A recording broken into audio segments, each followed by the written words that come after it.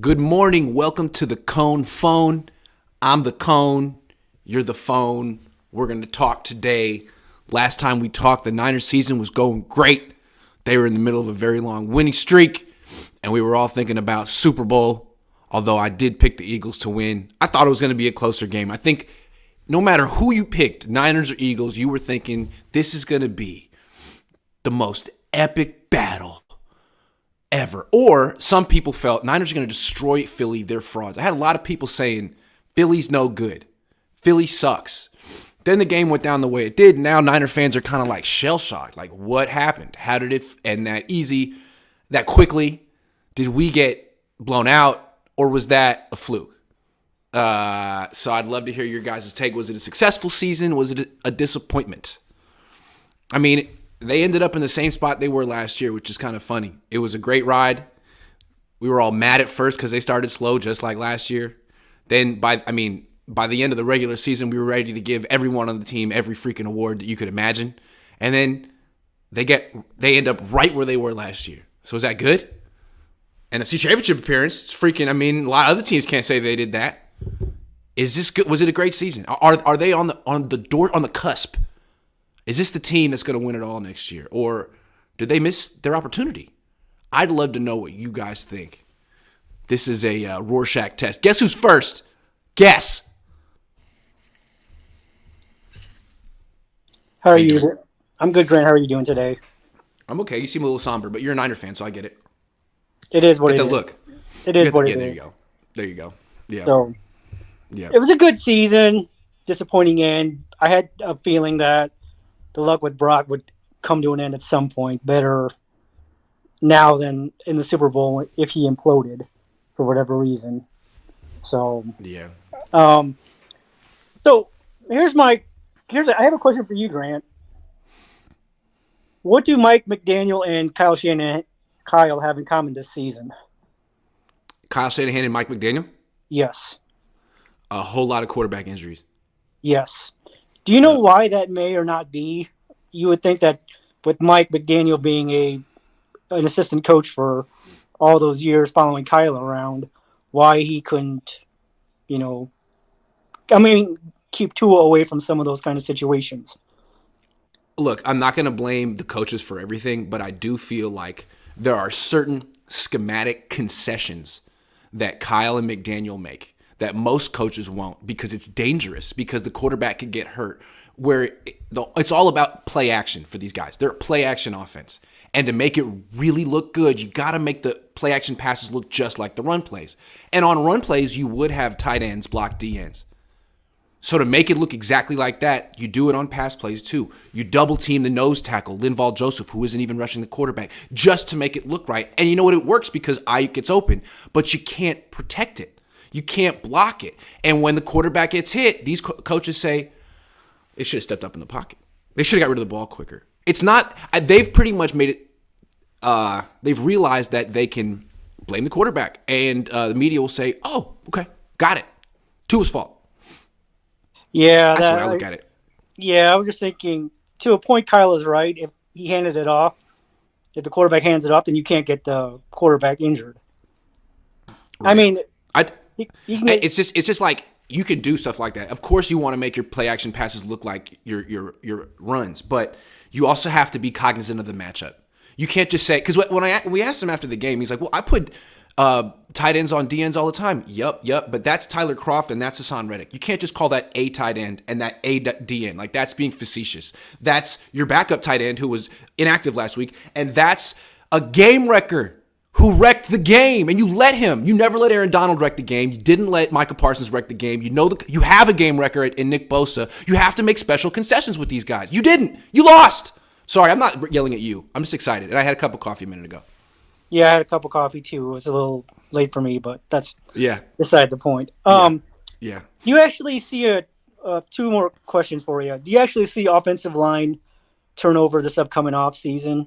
Because I feel someone's going to overpay for McGlinchey, and if that's the case, that's great for him. I'm not going to say any player shouldn't get paid, but I also feel that with all the injuries and missing games that Trent Williams has had over his career, perhaps that is waiting on him. And, he's tired of not being able to be at his peak every Yeah. week. Interesting. If he did retire, it wouldn't be great because you couldn't find an upgrade. But that would be like almost $28 million that you would free up that you could use on like a lot of positions on the offensive line instead of just the left tackle. It's kind of intriguing. It's not intriguing for him to retire, but if that's what he wants to do, it wouldn't necessarily be the end of the world for the 49ers because right now, he's just so expensive. He's more expensive than most quarterbacks, and he misses a couple games a year, and he doesn't score touchdowns or throw the ball or run the ball. But hell of a player who also tips plays. Man, I can't get over that thing, though. But McGlinchey, if he prices himself out, I think that's probably a good thing. Kind of like we were all nervous about Tomlinson leaving, but you know what? Worked out. They got as good a play or better play for way cheaper. That's what you want. I think the Niners can find as good a play. The Niners can find McGlinchey level play for way cheaper than whatever he's going to get on the market. It's McGlinchey. Yeah, I kind of feel that with Trent Williams, it kind of reminds me of the Joe Staley situation towards the end when I believe Joe had that neck injury and said he didn't want to, go through a surgery and then all the rehab just to come back and, not be at his physical best for that potential final season. But I feel you. Yep.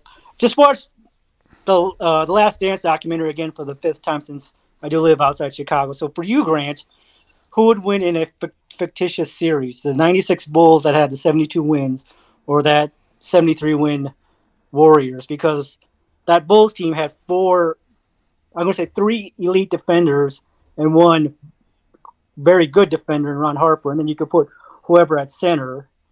And my argument is I believe Jordan would shut down Curry since he is one of those 3 elite defenders, and Pippen was 6'8" and had those super long arms and could make Durant's life. Pippen was great. Yeah. It'd be a great series. I just feel like the Warriors' ability to shoot threes just kind of. Teams didn't shoot threes like that in the 90s. It's tough to keep. It's tough to keep up with the Warriors when they're just barraging you with threes at like 40%. But I don't know. But I got to take more calls. But I might go with the Warriors in that one. But I'm a homer. Sorry. You understand though? Back then, Jordan had to play with hand checking. It's true. When we can get into this all day, baby. I love it. All right. Good call. You have a nice weekend, Grant. You too. All right, Bryant Culp and Austin. You guys hang in there. Bryant Culp. Nice hat. Hey, What's appreciate it. I haven't wore it since the Chief game, so I feel it's a good time to wear it. I think it's fair. But, yeah. Oh, and let me show you real quick. I pull it out every year if we fall short. So next year. I love it. I love it. But no, hey, I got a couple things. First off, I want to give you a shout out, and your flowers. I think you're the only person who is validated and who should be considered quality control of the year. The Niners definitely were listening. They just fell short at the end. You've been on this whole time. Let me hold myself accountable, though. Let me hold myself accountable, Bryant, because I thought I was doing a good job, and I felt like I was the catalyst of their 12-game winning streak. Let's be honest. But before the game against the Eagles, I think I said that the Niners should be aggressive and take shots down the field. I think I said that. I think in retrospect, that was the wrong advice, and I take full responsibility for that because really they should have been running the ball and throwing quick passes and not taking 7-step drop play action passes. I feel like personally responsible, Bryant. Personally. Well, I should call Brock Purdy and apologize. I'm sorry. I hear you, but overall, the whole year, what you were doing, and a lot of people got behind you, and the Niners did hear the noise, and they did make changes, and they did make decisions based on what you said. The last game, I think the Niners just went in thinking that they were better than the Eagles and didn't really respect their opponent. And the catch, not being able to see the other angle and then not challenging or calling a timeout, that's bad decision making. That's why Kyle. Some people say this team's like the Bills, the '90s Bills, and I got to tell you, they're like the Andy Reid Eagles. We got, they had 5 NFC championships, 1 Super Bowl loss. Now Kyle's got 3 NFC championships, 1 Super Bowl loss. That's not even counting Atlanta, so I don't know. I think to me also, it's a lot like the Harbaugh years. Kyle's personality is different. He's younger, but they get far, they lose. And when Harbaugh would get to the end, like a lot of times he'd be part of the reason. He would lose his mind in big moments. There would be delay of games. He would lose his cool. And like Kyle isn't that way, but at the same time, when he needed to throw a challenge flag or a timeout, he literally froze. So to me, I think there's a lot of similarities between Harbaugh and Kyle. And a lot of people wanted Harbaugh back. Well, I think you got him. You got like 43-year-old Harbaugh here right now. I mean, the season he had in Michigan is a lot like what the Niners just had this year. It's very similar. They were doing great, and then they got to the Final Four and got smacked, and they were like, what the hell just happened? What was that? Were we good this year? Were we not? I don't know. Was the schedule? I don't know. I guess we'll get them next year. So, I know you got a lot of people calling, but I've been thinking about this just my little time of watching football, and I'm about your age. I might be like a year older. And looking back to it, like Steve Mariucci, the way I understand it, he lost the locker room, and that's what cost him his job. Theo and Garcia were fighting, and they had to go in a different direction. Then I heard the same thing that happened kind of with Mike Nolan and Singletary. They lost the locker room. They moved on from them. Now we have, the Jim Harbaugh. He lost the locker room. There was a trade that was supposed to happen in like the 2014 season. And then I know he said something to Jed York about maybe being a kid, and that might have cost him his job. But it seems like once the Niners lose the locker room, they have to move in a different direction. So my question before I go is how close is Kyle to that point? Losing the locker room. It seems to me like if you make the playoffs, you can always say he had the locker room. They stuck together. They made the playoffs. If you miss the playoffs, I mean, he'll always make an excuse like there were injuries or whatever. But I don't know. I think at that point, Jed, like if they miss the playoffs next year because of injuries at the quarterback position, do you think fans and media are really gonna like let Kyle use that excuse again, or do you think he finally looks vulnerable? I think he finally be vulnerable. I think he has to keep his quarterbacks healthy next year. He used the excuse like 7 times now. You got to keep your quarterbacks healthy. And if not, and you miss the playoffs, I don't know, man. I don't know. But he hasn't missed the playoffs yet. Let's see what happens. I guess you could argue that, this year he could kind of validate himself and say, well, I didn't really need a healthy quarterback until the end, because I went through 3 of them and I got this far. It was just at the end I didn't have my 4th quarterback ready. So, I mean, I don't know. That's again. Why did you shouldn't have to need a 4th quarterback? Why did you have to go to your 4th quarterback? You gotta keep people healthy, and it doesn't matter if it's your quarterback or what. But it's like you know that you're an injury to Brock Purdy away from the whole season falling apart. You know that you don't have any backups anymore. Like, be a little bit safer. Josh Johnson's not throwing the ball in the locker room or something. He's not.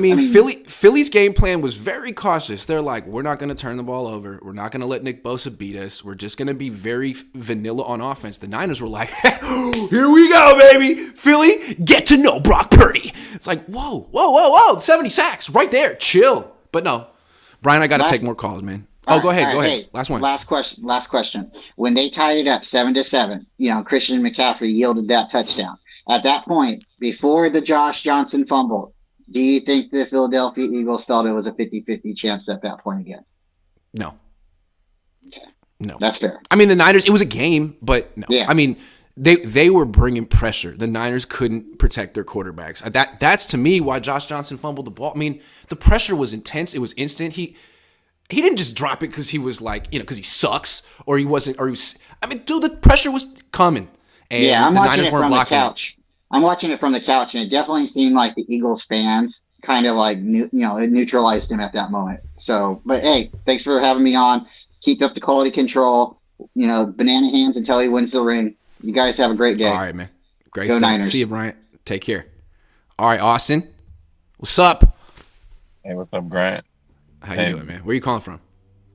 Everett, Washington. Everett, Washington. All right. Okay. I know where that is. Sometimes I'm with Softy and Mahler up in Everett. You know them on the radio? Do you listen to they talk about the Seahawks? Never mind. What do you want to talk about? All right. Just really want to talk about being split between the disappointing season and a success. So I do think the season overall was a disappointment, right? But we do have to consider and factor in all the things that happened with the quarterback situation, with all the injuries throughout. But overall, the goal going in was to win the Super Bowl. We didn't do that. So my question to you is, because we've been battling this since 2019, did we blow it up and start fresh? I don't think you blow it up. See, I think another coach could seal the deal. I think other coaches could seal the deal. That's what I'm afraid of, is that Kyle has built this and he's taken the team this far, but can he take them to the promised land? He's had 4 cracks at it, 3, and coming up short, just like Harbaugh did before him. And I wonder, he'll get another crack this year. That'll be another opportunity. And it seems to me that, here's my question with Kyle. You said that the goal is to win the Super Bowl. Is that his goal? Because at the end of the season, he'll be like, you know what? Only one team gets to win it, and these are 1-game tournaments, and it's kind of unfair. It's unfortunate that you got to judge a whole season based on, like, every team goes home. What about all the good stuff we did? To me, what his goal is to win the Coach of the Year, is some personal accolades. Because personal accolades a lot of times translate to team success, because when he's on, it's kind of like Aaron Rodgers. What's his goal? To win the Super Bowl or to win the MVP? I mean, a lot of times he wins the MVP and then he gets in the playoffs and he has like his worst performance of the year. It's like, dude, Aaron, what was that? And he's like, well, he's already accomplished his goal for the year. He's not Tom Brady. He's built different. You know what I mean? Yeah. Yeah, I think one thing we'll have to consider is if we were to replace Cal, I don't think there's a coach out there right now that can come in and step in. Sean Payton is gone. I mean, I don't know who. Let me give you a name. To me, I like the Philly. I'm all about the Eagles right now. I love that organization. I feel like they know what they're doing, and their offensive coordinator right there. A lot of people feel like that's the brains of the operation, Shane Steichen. He's done such a good job with Jalen Hurts. He coached Justin Herbert for a year before then when he was a rookie. I feel like if you really want this team to take the next step, you got to have someone who can develop quarterbacks, particularly Trey. I mean, Brock's developed, but Trey, if you could get Trey playing like Jalen Hurts, okay. So, but I don't know. I mean, I don't know him that well. I would just bring him in I'll at least get to know him. And the thing that's intriguing is, what is Kyle worth in a trade right now? What do you think? What's he worth? Coach of the year? Coach of the freaking year? 2 firsts? Yeah. 3 firsts? When the Raiders traded Gruden, they got 2 firsts and 2 seconds. That's a lot. Yeah. I'm not trying to convince you of something, though. Because what happened was the Niners were thinking this way with Harbaugh. And they tried to replace him and failed. But that was Balky. This is Lynch. I feel like people would line up for this for good coaches. But to your point, man, you missed out on Sean Payton. Do you want Sean Payton? He won 1 with Drew Brees. He got banished from the league for essentially cheating. Yeah, it's a little sleazy. Yeah, I wouldn't want him. But just trying to factor in what do we have to replace him. If we do trade him, better get it right. Yeah, maybe that's a consideration. Well, it's tough. Yeah. Kyle mentions that every time. He's mentions it. It's tough to get to this point, which is true. Uh-huh. And for us, what's going to be tough is, hey, do we move forward with Trey? Do we move forward with Brock? It seems like Brock's timeline is going to be right there around training camp, beginning of the season. So, I mean, it's going to be tough. It's going to be tough because if he's not healthy enough, I mean, can you start Trey? Can you play him a couple games? You saw what it was against the Bears right at the beginning. He started to get it going, but then at the same time, you got this win now ready team. So it makes it tough. What concerns me about this upcoming season is at the exit press conference, instead of John and Kyle saying, you know what, we got to do a better job of protecting our quarterbacks. What they said was, our quarterbacks got to do a better job of protecting themselves. That's very alarming. That's what they said. I can't get over that, because if that's their attitude, this is going to keep happening. They're waiting for luck to smile on them. Good luck with that. Not going to happen. Good luck with that. Yeah. Austin, great call, man. Thank you. All right, take care. Let me just read a couple super chats, and then I got Bay Area Baller next. Crisotto, 17. I just say that like it's risotto, like he's Italian. Over under 9.5 this offseason. Grant saying ordering it today. I'm going to order it today. That's one. Eddie Marco says, bro, I called it. Kyle would be the only one to lose it. The Niners from the first quarter looked like they didn't want to play. I said fire Kyle long time ago. I don't know, man. I mean, I feel like that was how they were playing down the stretch, kind of like sleepwalking the game, let the other team think that it was a game for a minute, and then turn it on. Well, this is Philly. I tried to say that this team is way better than the other teams they'd faced, and a lot of people on this show and around Twitter and around town were like, no, they're not. Philly's not that good. And they still feel that way. And I feel like a lot of Niner fans are rooting for Philly to lose in the Super Bowl just so they could be like, see, Philly wasn't that good. Like, well, whatever. Whatever helps you cope. You know what helps me cope? Not being a fan. Mark says, Grant, you've been patient and quiet about this for a while. Enough time has passed. Put the truth on us about Javon Kinlaw. Man, I already said the truth. That's the thing. I said this. All I did was state the obvious. But I did it a couple of years ago. And usually people are like, you got to give a guy 3 years before you say it. Well, I didn't. I gave it about a year.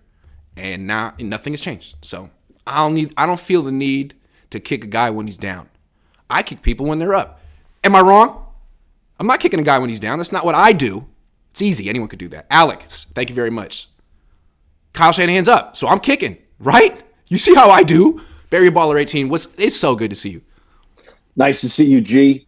I woke up early. I found an open gym out in Concord to play some basketball, and I haven't played. Your boy is washed, Grant. Found out I'm washed up this morning. Hey, man, those mid-30s hit hard. You ain't kidding. Hey, Grant, I wanna talk about a couple frustrating decisions from this Eagles game, and the first one was in that first quarter, right?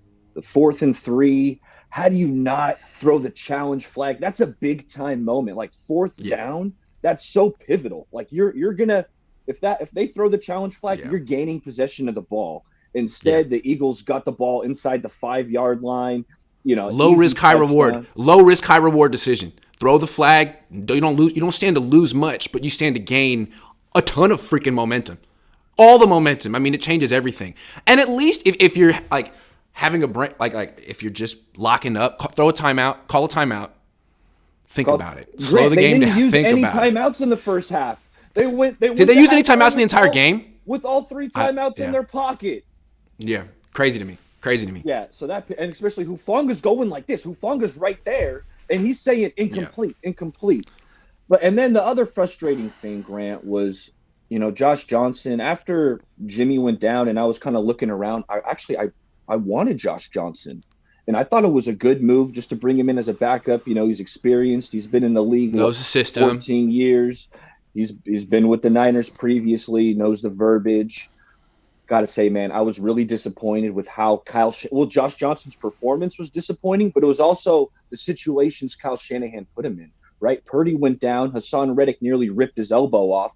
Josh Johnson comes in. Then the second snap, they try to bring Kittle across the formation to pick up Hassan Reddick, who's a 4-5 guy. Hassan Reddick is shot out of a cannon at the line of scrimmage. That play actually upsets me more than the first one. No chance. Because you saw what happened the first time. Yes. You did it again. Double down on blocking Hassan Reddick with the tight end. You tried to bring him across. It was an impossible block for Kittle to make because Hassan Reddick is shot out of a cannon. So those are just 2 frustrating things I wanted to bring up. But Grant, I'm with you on that, man. And what's crazy is like it happened, boom, boom, boom, in the first quarter, and then the game's over, and the Niners are still over there like, what happened? Oh my God, what a coincidence! Like what misfortune! I wish we could have. Yeah. Well, you know what? Things happen that way. If you're not on it from the beginning, sometimes things can go left. And if Kyle had been on it, maybe the Niners win that game. But you know what? That's just the way it went down. I had a chance when Josh Johnson came in, but then as soon as he can I ask you a question? Concussion, it was a wrap. Yeah. As a Niner fan, after the way this happened, are you still confident that Kyle Shanahan will win a Super Bowl with the 49ers? I'm still rolling with Shanahan. And I know you've been talking Steichen. But I will say he's interesting. But you didn't answer my question. What's that? You didn't answer my question. I'm rolling with Shanahan. I'm rolling with Shanahan. But that doesn't mean you think he's going to win a Super Bowl. That just means you're supporting him. You see what I'm saying? Do you think this is a hard question? Will he? Best chance. I think he's our best chance See, man, Niner fans wavering a little bit. wavering. I've been watching too much Grant Cohn, but I like Steichen. That's fair. I will say Sirianni was calling plays at the start of last year, and the offense was going nowhere. That's when they turned play calling over to Steichen. But I want to get to the meat of my call real quick because I got too many subscriptions. One of them's PFF, right? The top 5 players on the 49ers offense in terms of PFF grade. Number 1, Jordan Mason. In limited snaps, Jordan Mason had a grade. I believe it. When do you ever see Jordan Mason have a negative play? Ever? It was all good. It doesn't happen. It doesn't happen. Get Jordan. They're so worried about what he might do to ruin the game. But no, Tyler Kroft ruined the season, but Jordan Mason couldn't play. I'll never get over Tyler Kroft being put in that situation. You trust Tyler Kroft, but you don't trust Jordan Mason. Why not go Why? 6 line? Why not bring in? That's just something I've thought of. Why not bring in a 6 I'm with you on line? that, If man. you want to block them, bring in a 6 guy. Because even if you have a 6th offensive lineman there, it's like, well, we could run it right with a 6. Yeah. We could put him. You could pass it and just block. Yeah, them. you might be able to protect. But Yep. to round out the rest of the top 5 on offense, Trent Williams was 2, Sure. and then McCaffrey, George Kittle, and then Eli Mitchell. Lowest graded starter. Eli Mitchell in his like 27 snaps. Whoa. Oh yeah, and it's they don't. This is just overall grade. So the Fair snap enough. counts. He the snap was count, very why- good. Yeah.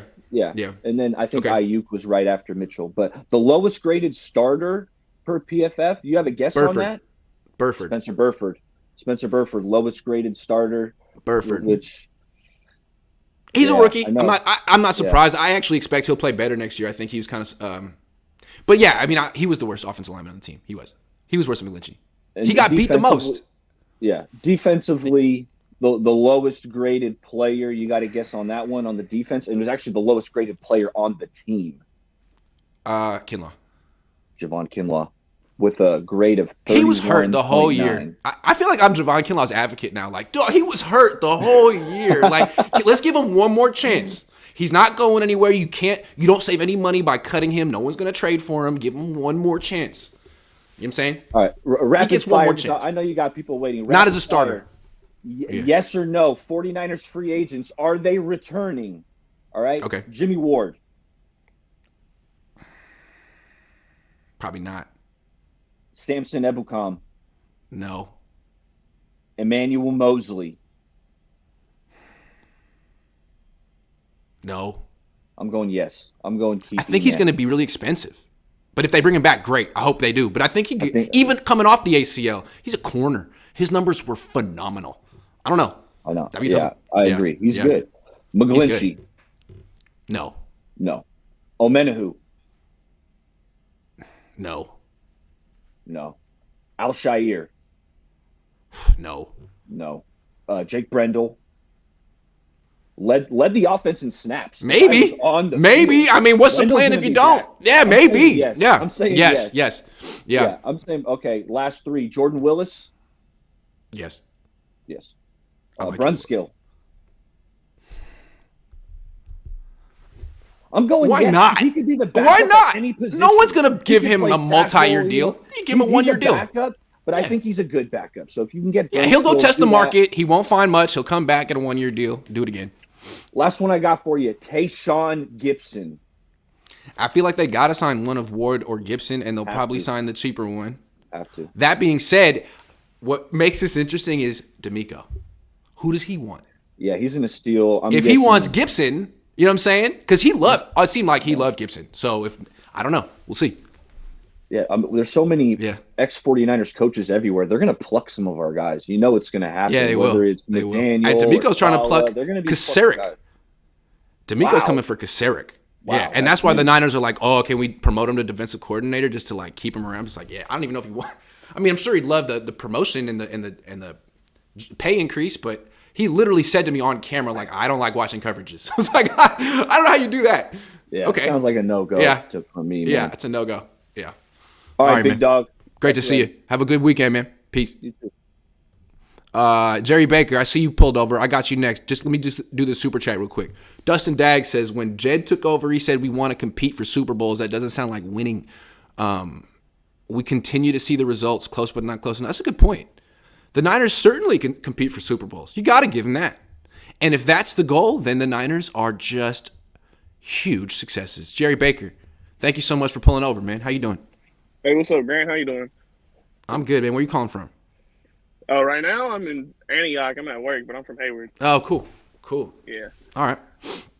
Yeah, it's my first time calling in, man. I've tried to call in before and stuff, but I always catch you pretty late, and it's hard for me to catch the lives. I just listen to them back while I'm working and stuff. But about around Christmas time, my girl paid for you to do a cameo, and you kind of told me to call in, so I kind of ended up just calling in off of that. So I got the cameo.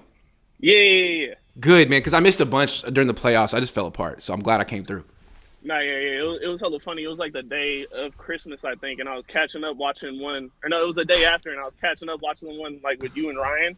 And then she's like, "Oh, check your phone." And I looked and I was like, "Oh shit, what the hell?" And I'm watching you, and then you pop up. I'm like, "God damn, man." That's funny. It was cool. Yeah, it was pretty funny. Nah, yeah, man. I'm not gonna lie though. It's heartbreaking the way the season ended, man. Freaking me. I'm only 26 years old, so I didn't really start getting into football until like the last like 10 years or so. Like being in middle school, high school, and playing and watching it. I started watching it around like Alex Smith, and we had like Mike Singletary and all that, man. Ooh, yeah. So it has been a hard come a long way. Man, come a long way. For sure. Come a long way. It's just hard with this Kyle stuff, man. Always making it to these big games, you get your hopes up, and then it's like just getting my heart broken every time, man. Yeah. All these quarterback situations. Like I was looking at it today because I always hear you guys talk about like every year quarterback after quarterback after quarterback, and I went back and since Kyle's been here, he's had 15 starting quarterbacks in his system. Wow. Add it all up together, it's like 15. If you want to add Josh Johnson in for the quarter and a half he played, that's 16. But, oh, man. I was thinking, like, it'd be fun to go through and, like, see how long he could keep a quarterback healthy. I was trying to do what is the longest streak? I think he had, like, a 20-game streak with Jimmy where he had, like, the 19 games of 2019 and then, like, the one game. That was it. And ever since then, it's like every 8 games, there's another injury. And the Niners are like, oh, man, what awful luck. What is the deal? Is it us? No, it couldn't be us. It's these freaking quarterbacks. Trey! I'm trying to blame the quarterback. Protect yourself! Sorry. It's like, I don't get that, man. No, yeah, and then we got Brock Purdy, Mr. Irrelevant, coming through and balling out, looking like the freaking best quarterback out here at the moment, and then he goes and gets him hurt with freaking. That's what kills me too. The Niners still tell themselves that they're unlucky. Guys, you had Mr. Irrelevant playing like a franchise quarter. You're the luckiest franchise in the world. You were given a gift from God. No one gets the Mr. Irrelevant to be that good. You got it, and now he's hurt. Yep. Don't tell me you're unlucky. You're lucky. Yeah, and now they're trying to rush him back and pressure him to come back early. And man, if I was Brock Purdy, what he needs to do is he just needs to listen to what everyone's saying and just take the surgery, take the time off. He's still young. He's only if he does that, though, he'll be in Kyle Shanahan's doghouse forever. Forever. He will. Kyle's petty. But there's the option. You keep saying that, so if we don't make the playoffs next season, it's a time to fire Kyle because it's looking like the Andy Reid situation with the Eagles. Yep. So what if Brock takes the time off, we go to Trey and give Trey the time that we've all been waiting for him to have. We've been waiting 2 years for him to have his time, so let him have his time, and then if Kyle folds with them, bam, get rid of Kyle, depending on how Trey does. I like Trey. I was always pro Trey, but now I like Trey too. So it's kind of like them both. I'm going back and forth between the both of them. I like them both. Exactly. The Niners need a coach who can keep one of them healthy. Exactly, one of them. Exactly. And then, but if Kyle doesn't pull it off with Trey next season, then we get rid of Kyle. Depending on how Trey does, maybe keep him around as a backup or not. But then we got Purdy coming into a new system with. It should be good, man. Hopefully, but we don't know. You gotta see how it plays out. Cause then no wonder they're putting so much pressure on Purdy to come back, man. It's a lot of stake for the Niners this year. Oh yeah, I mean you never know, right, man. Kyle's got his bag of tricks. So. All right, Jerry, man. Have a good one. All right, man. Good Thanks stuff, for having man. me on, man. Yeah, for sure, dude. Later. That was tight. Eddie Marcos, Kyle will not win a Super Bowl. He always chokes. That's how I feel. Kyle, prove me wrong. Although I do feel bad that I told him to take shots in the NFC Championship. What was I thinking? I was tripping on that one. My bad, guys. My bad. All right. Oh, man, I was about to get Phoenix, but he bounced. Okay. Cali, 90. I rock. What's up? How you doing? Telling right here. Caught your show a little late, but kind of sad about how we lost the NFC Championship. But I just want to spin it forward to next year now. Like Thank you. Enough. In this last week, had to just well, guys, like we didn't have a quarterback and our defense played well, but nah, fuck this. I want to go next. Let's move on. I'll move on. I want to move on is with Trey. Like, I really think this kid needs a shot. I am so, done with – I really wanted Kyle and Lynch just to be like, you know what? Because of Purdy's injury, you know what? We're rolling with Lance. That's it. Let's just go behind Lance if Purdy comes back healthy and he shows us that, damn, he's the same player he was at the end of the year, and then we maybe Trey doesn't have a great camp, then you could be like, you know what? All right, you know what? We said this is Trey, but you know what? Let's go with Purdy or whatever. I really think Trey Lance should get the chance, though. I just think that his upside will make this offense so much better. Instead of rushing Brock Purdy back too soon. Yeah, exactly. Let Brock Purdy take the right amount of time. Yeah. Let Brock Purdy take the right amount of time. Let Trey Lance fill in the meantime. You say you have 2 starting quarterbacks, so don't be desperate and do something that could hinder Brock's future. Be confident in Trey, too. Give him his freaking chance. I've never seen a quarterback get more scrutiny after 4 games. An athlete, 4 games. 4. And people were like, man, I've seen enough. What? His 4 games were perfectly fine for a rookie. What? I've seen much worse from rookies. It is crazy. I don't understand that. It's not just like us talking about it. It's other people from other teams that don't even watch this team and were like, yo, like Lance is a bust. I'm like, bro, you haven't seen. You don't even know. You haven't even seen it. Yeah. No. And then I hated the fact they're like, well, we have a good offensive line or like the Niners do.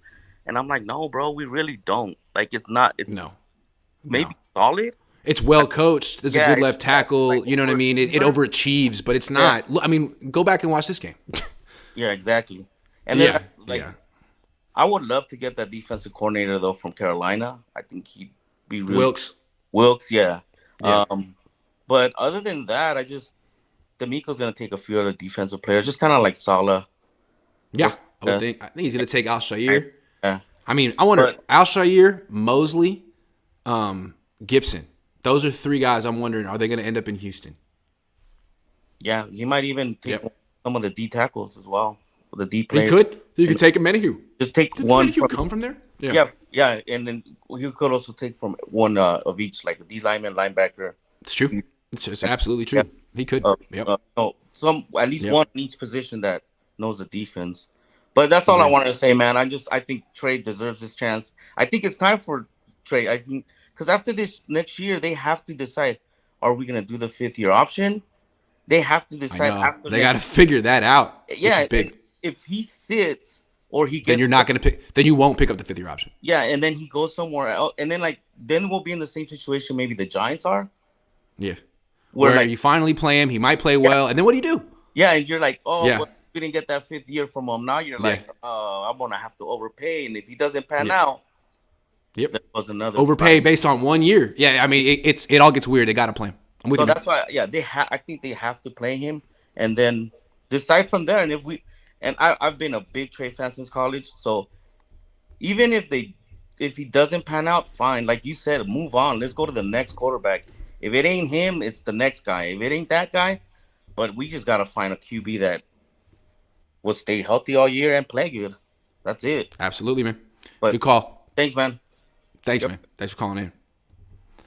Marcus, what's up? What's up, Grant? How are you? I'm good. How are you? I'm great, man. I'm great. Chilling at home, watching. Must be a glutton for pain, though, because I'm watching this Kyle's first collapse with the Niners in the Chiefs-Niners Super Bowl. It's on the NFL Network right now, finishing up. Oh, wow. It's right now. That's fun. Yeah. Everyone tune in, guys. See how it ends. It's bad. There's only a minute left. It's over. Oh, God. I've been through Is Nick Bosa crying? Nick Bosa's crying. Nick Bosa's crying. Even though he got held that whole game, our whole defensive line. He did. It was crazy. He got the snot bubbles coming out, too. It was snot bubbles. It was bad. Yeah.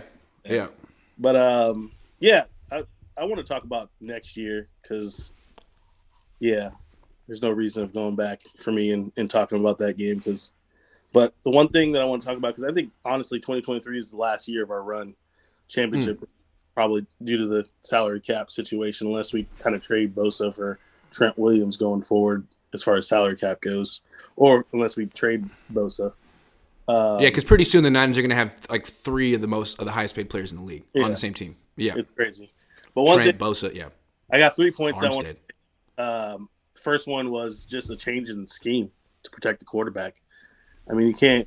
There's got to be something that Kyle can do as far as not, like you keep talking about, respecting DNs, respecting the the DNs, the good DNs and good defensive tackles in this league, and not putting them in situations where they can get one-on-one matchups that are favorable with tight ends. You know, I went back and looked. I saw a clip. If you go back and look at the hit that Jimmy Garoppolo took in Tennessee last year, where he got hurt, Kittle was blocking a D end. Like, these are schematic mistakes. Yeah. Why are you doing this? He was getting thrashed around in this game. It was crazy. Yeah. But then immobile. So,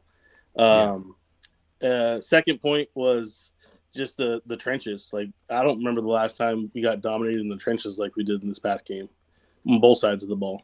It was pretty bad, in my opinion. Also, Bosa, man, like, we talked about Bosa again, but he was just MIA down the stretch. I mean, he was playing, but he just wasn't the same Bosa. And that's a problem. They needed Bosa to play his best down the stretch. And it seemed like he burnt himself out trying to go for that record. That's the way I saw it. Or he got hurt. I don't know. Just to get there. He just was not the same in the playoffs. Yeah. So I think that's the main thing in the draft, at least, is to I know our first pick isn't until probably around number 100, but we got to. Unless they trade Kyle Shanahan today, which I'm thinking they probably won't. Which isn't going to happen. I'm guessing they probably won't. Yeah. Yeah. That's what I'm looking forward to the draft, to see what we can come out of the draft on offensive line and defensive line, at least for depth going forward. And if we can get that diamond in the rough, that'd be great, obviously. Agree. And then Danny Gray, man, the deep ball threat, just opening up the offense next year. That's what I'm looking forward to. I feel like Danny Gray is specifically here for Trey Lance. No one else can really take advantage of Danny Gray. Yes. But with Trey Lance, you saw what it looked like in the preseason. Yes. With Danny Gray, TMC, Debo, I mean, there's no excuse going like I'm saying.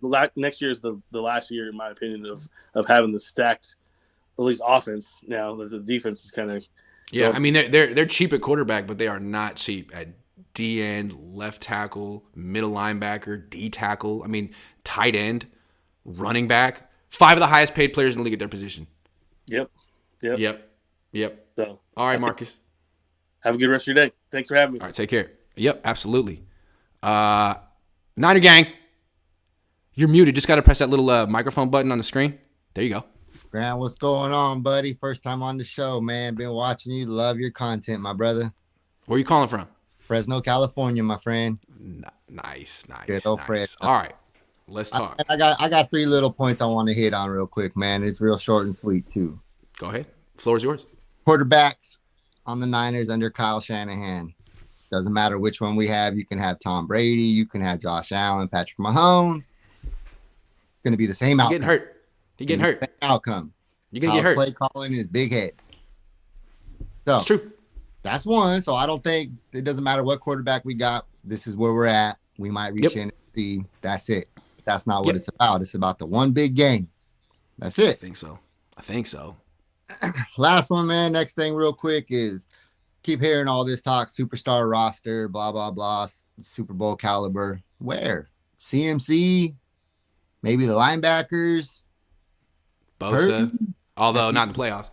And BA as receivers. BA was the best one, but he wasn't a superstar. There was no Devontae Adams this year. That's not his fault. Not his fault. True. Not his fault. That's true, though. That's true. I mean, BA is really good, but we've seen a lot. We've seen what wide receivers who are truly elite look like. It's not that. Yes. Yeah. 100%, man. 100%. Yeah. So I don't think who it is. I don't care what quarterback we got. I believe we're going to end up in the same place every year, sitting at home watching the Super Bowl with all 30 other teams. All 20. somewhere between the 5th and 3rd best team in the league. That's it, man.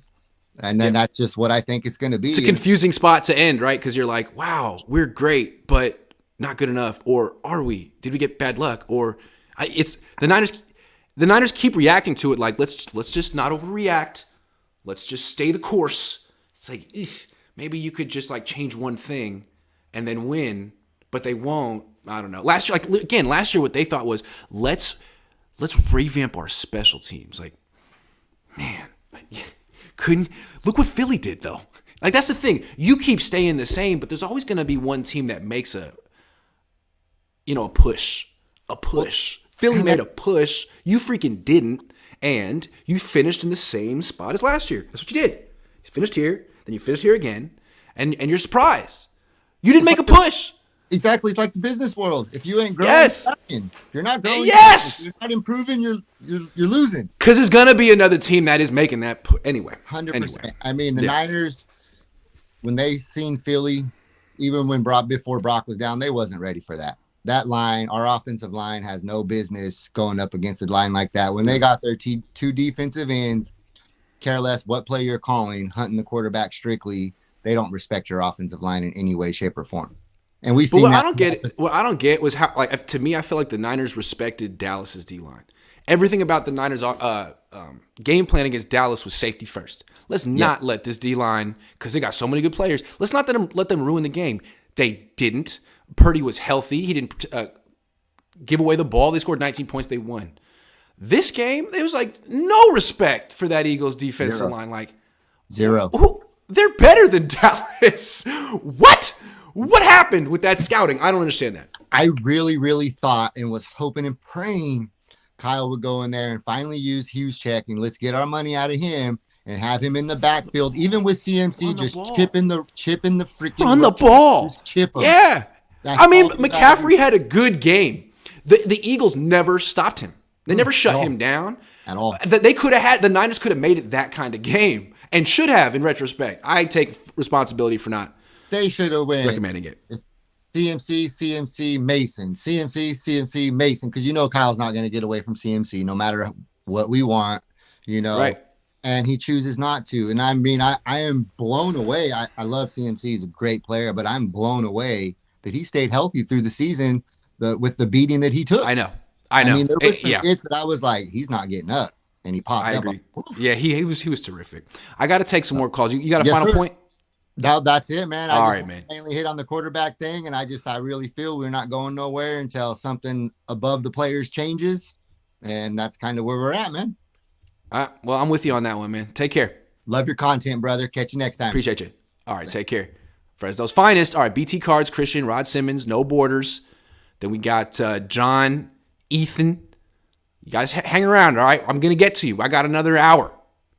BT Cards. What's up? You're just muted. Just got to press that little thing on your screen. There you go. Yes. So I've been a fan since 2011, since the Jim Harbaugh era. And I'm tired of seeing this team always coming short. 2011 was the Giants game. 2012, the Super Bowl. 2013, the Seahawks. Then, we had very bad years in which I still supported this team, right? Because, I'm blind.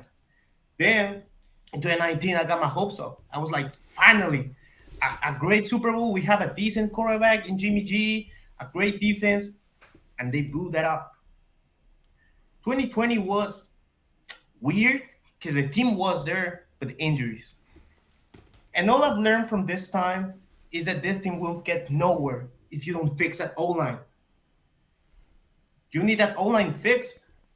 4 quarterbacks in one season. That no team has ever done that.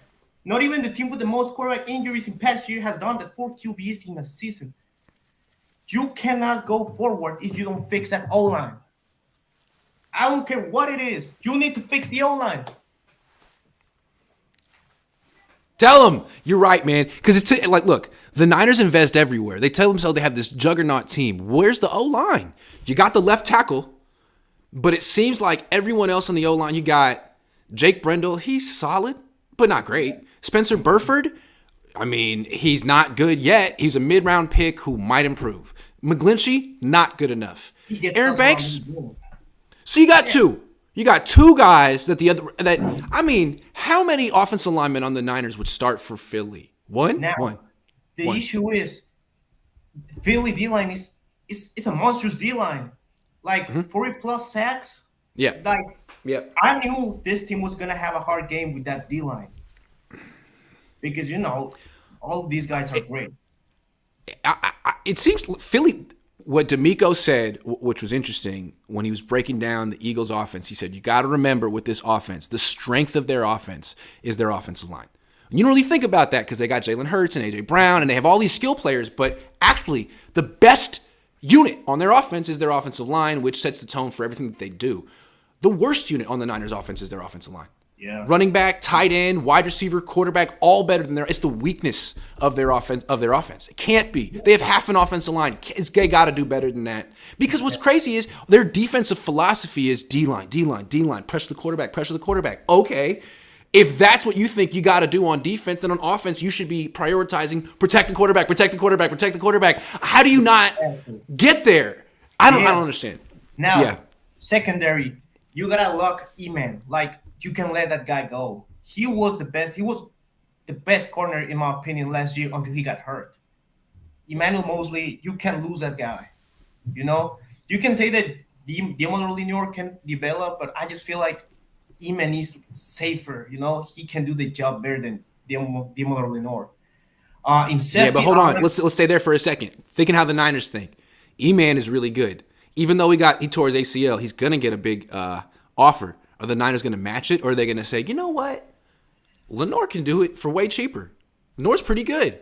Lenoir came on strong. I don't know. I guess a lot of this depends on whoever the new defensive coordinator is going to come in, look at the roster, and have opinions on the players. Yeah. So D'Amico's gone. This defense could look different next year. I don't know. Yeah. Then on safety, I don't know. I think Ward's leaving. You know, guys getting old.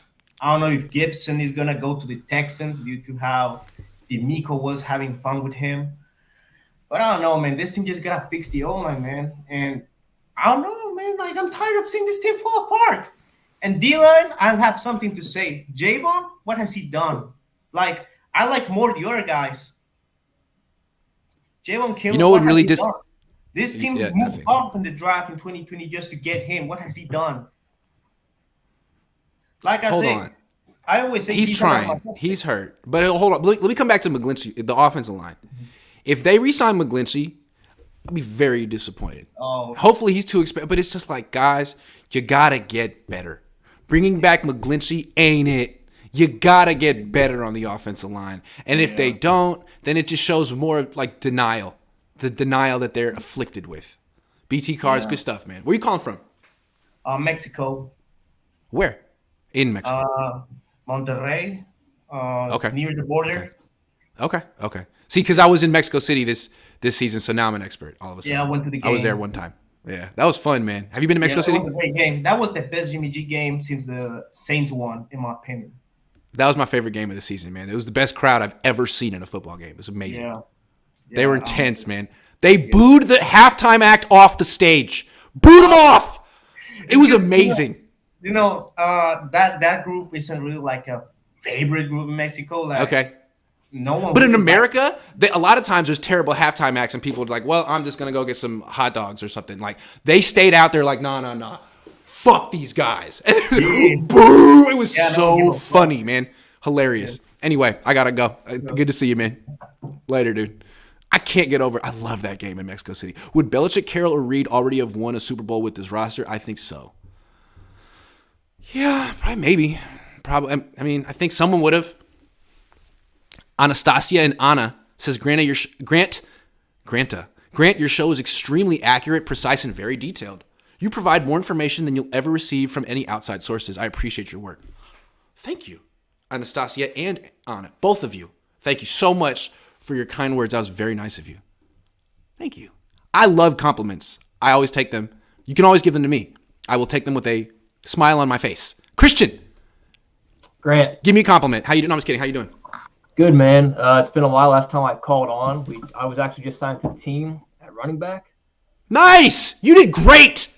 What a season you had. Thank you. I thought I was a little against the trade first. I thought there's no way that Christian McCaffrey can live up to all those picks and the money. You did it. I was wrong. You're phenomenal. I think you're a heck of a player. Well, thank you, sir. And I'm not just saying that because you're on my show. Thank you, sir. Yes. I would really like to see this roster with a different head coach. Me too. You got any ideas? Suggestions? I don't, but I think it was your father a couple of years ago where he called out Jed York. And I think that was him. Yeah, I think Jed York's like, you can't dismiss owners. I think it starts at the top. It starts at the top. With Jed, I don't know. I think he needs to bring someone else in. I think it's time. I think Kyle, he's he's ran his course with his team. We've seen what he can do. And I would really like to see a different head coach on this team. Maybe not this coming season, but if he doesn't get it done with this next year in 2023, I think it's time to start looking for new HC. Let's talk about Jed for a second. So when Jed was younger, when he was in his 30s and he had Harbaugh, Jed puffed out his chest like he was Eddie D, the next Eddie D.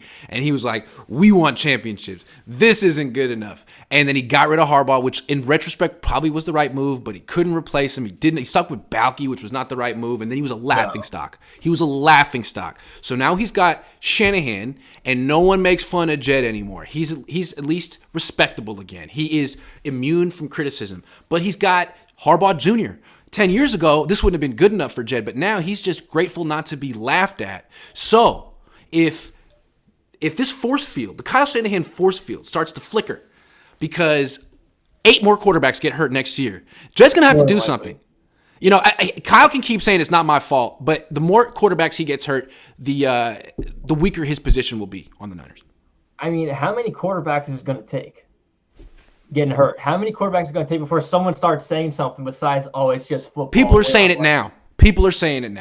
So I think if there's another season of this, I don't see how Jed can ignore it. And I don't see how you can stick with Kyle if this is his pattern. Because it's a quarterback-driven league. And if you can't keep a quarterback healthy, you're never going to win a Super Bowl. You're never, ever. No, and we saw that the other weekend. You can't win a game without a Super Bowl. Another thing, which I've been really enjoying on your channel this season of you kind of like the vlogging style of things and going around the city. So I'm from Pennsylvania, and I've actually been to Philly for not this season, but last season when they played in like week 3 or 4 or something like that. What was your thoughts on the city? What are your thoughts on like the Philly fans? And where did you get your cheesesteak from? I went to D'Alessandro's because that's where McGlinchey said to go. McGlinchey went to West Penn Charter, if you know where that is. So it was an Uber ride across town. I was committed, man. I spent $70 on Ubers to get that $10 cheese. It was delicious. And what was funny is someone on Twitter was like, "You got to get the whiz."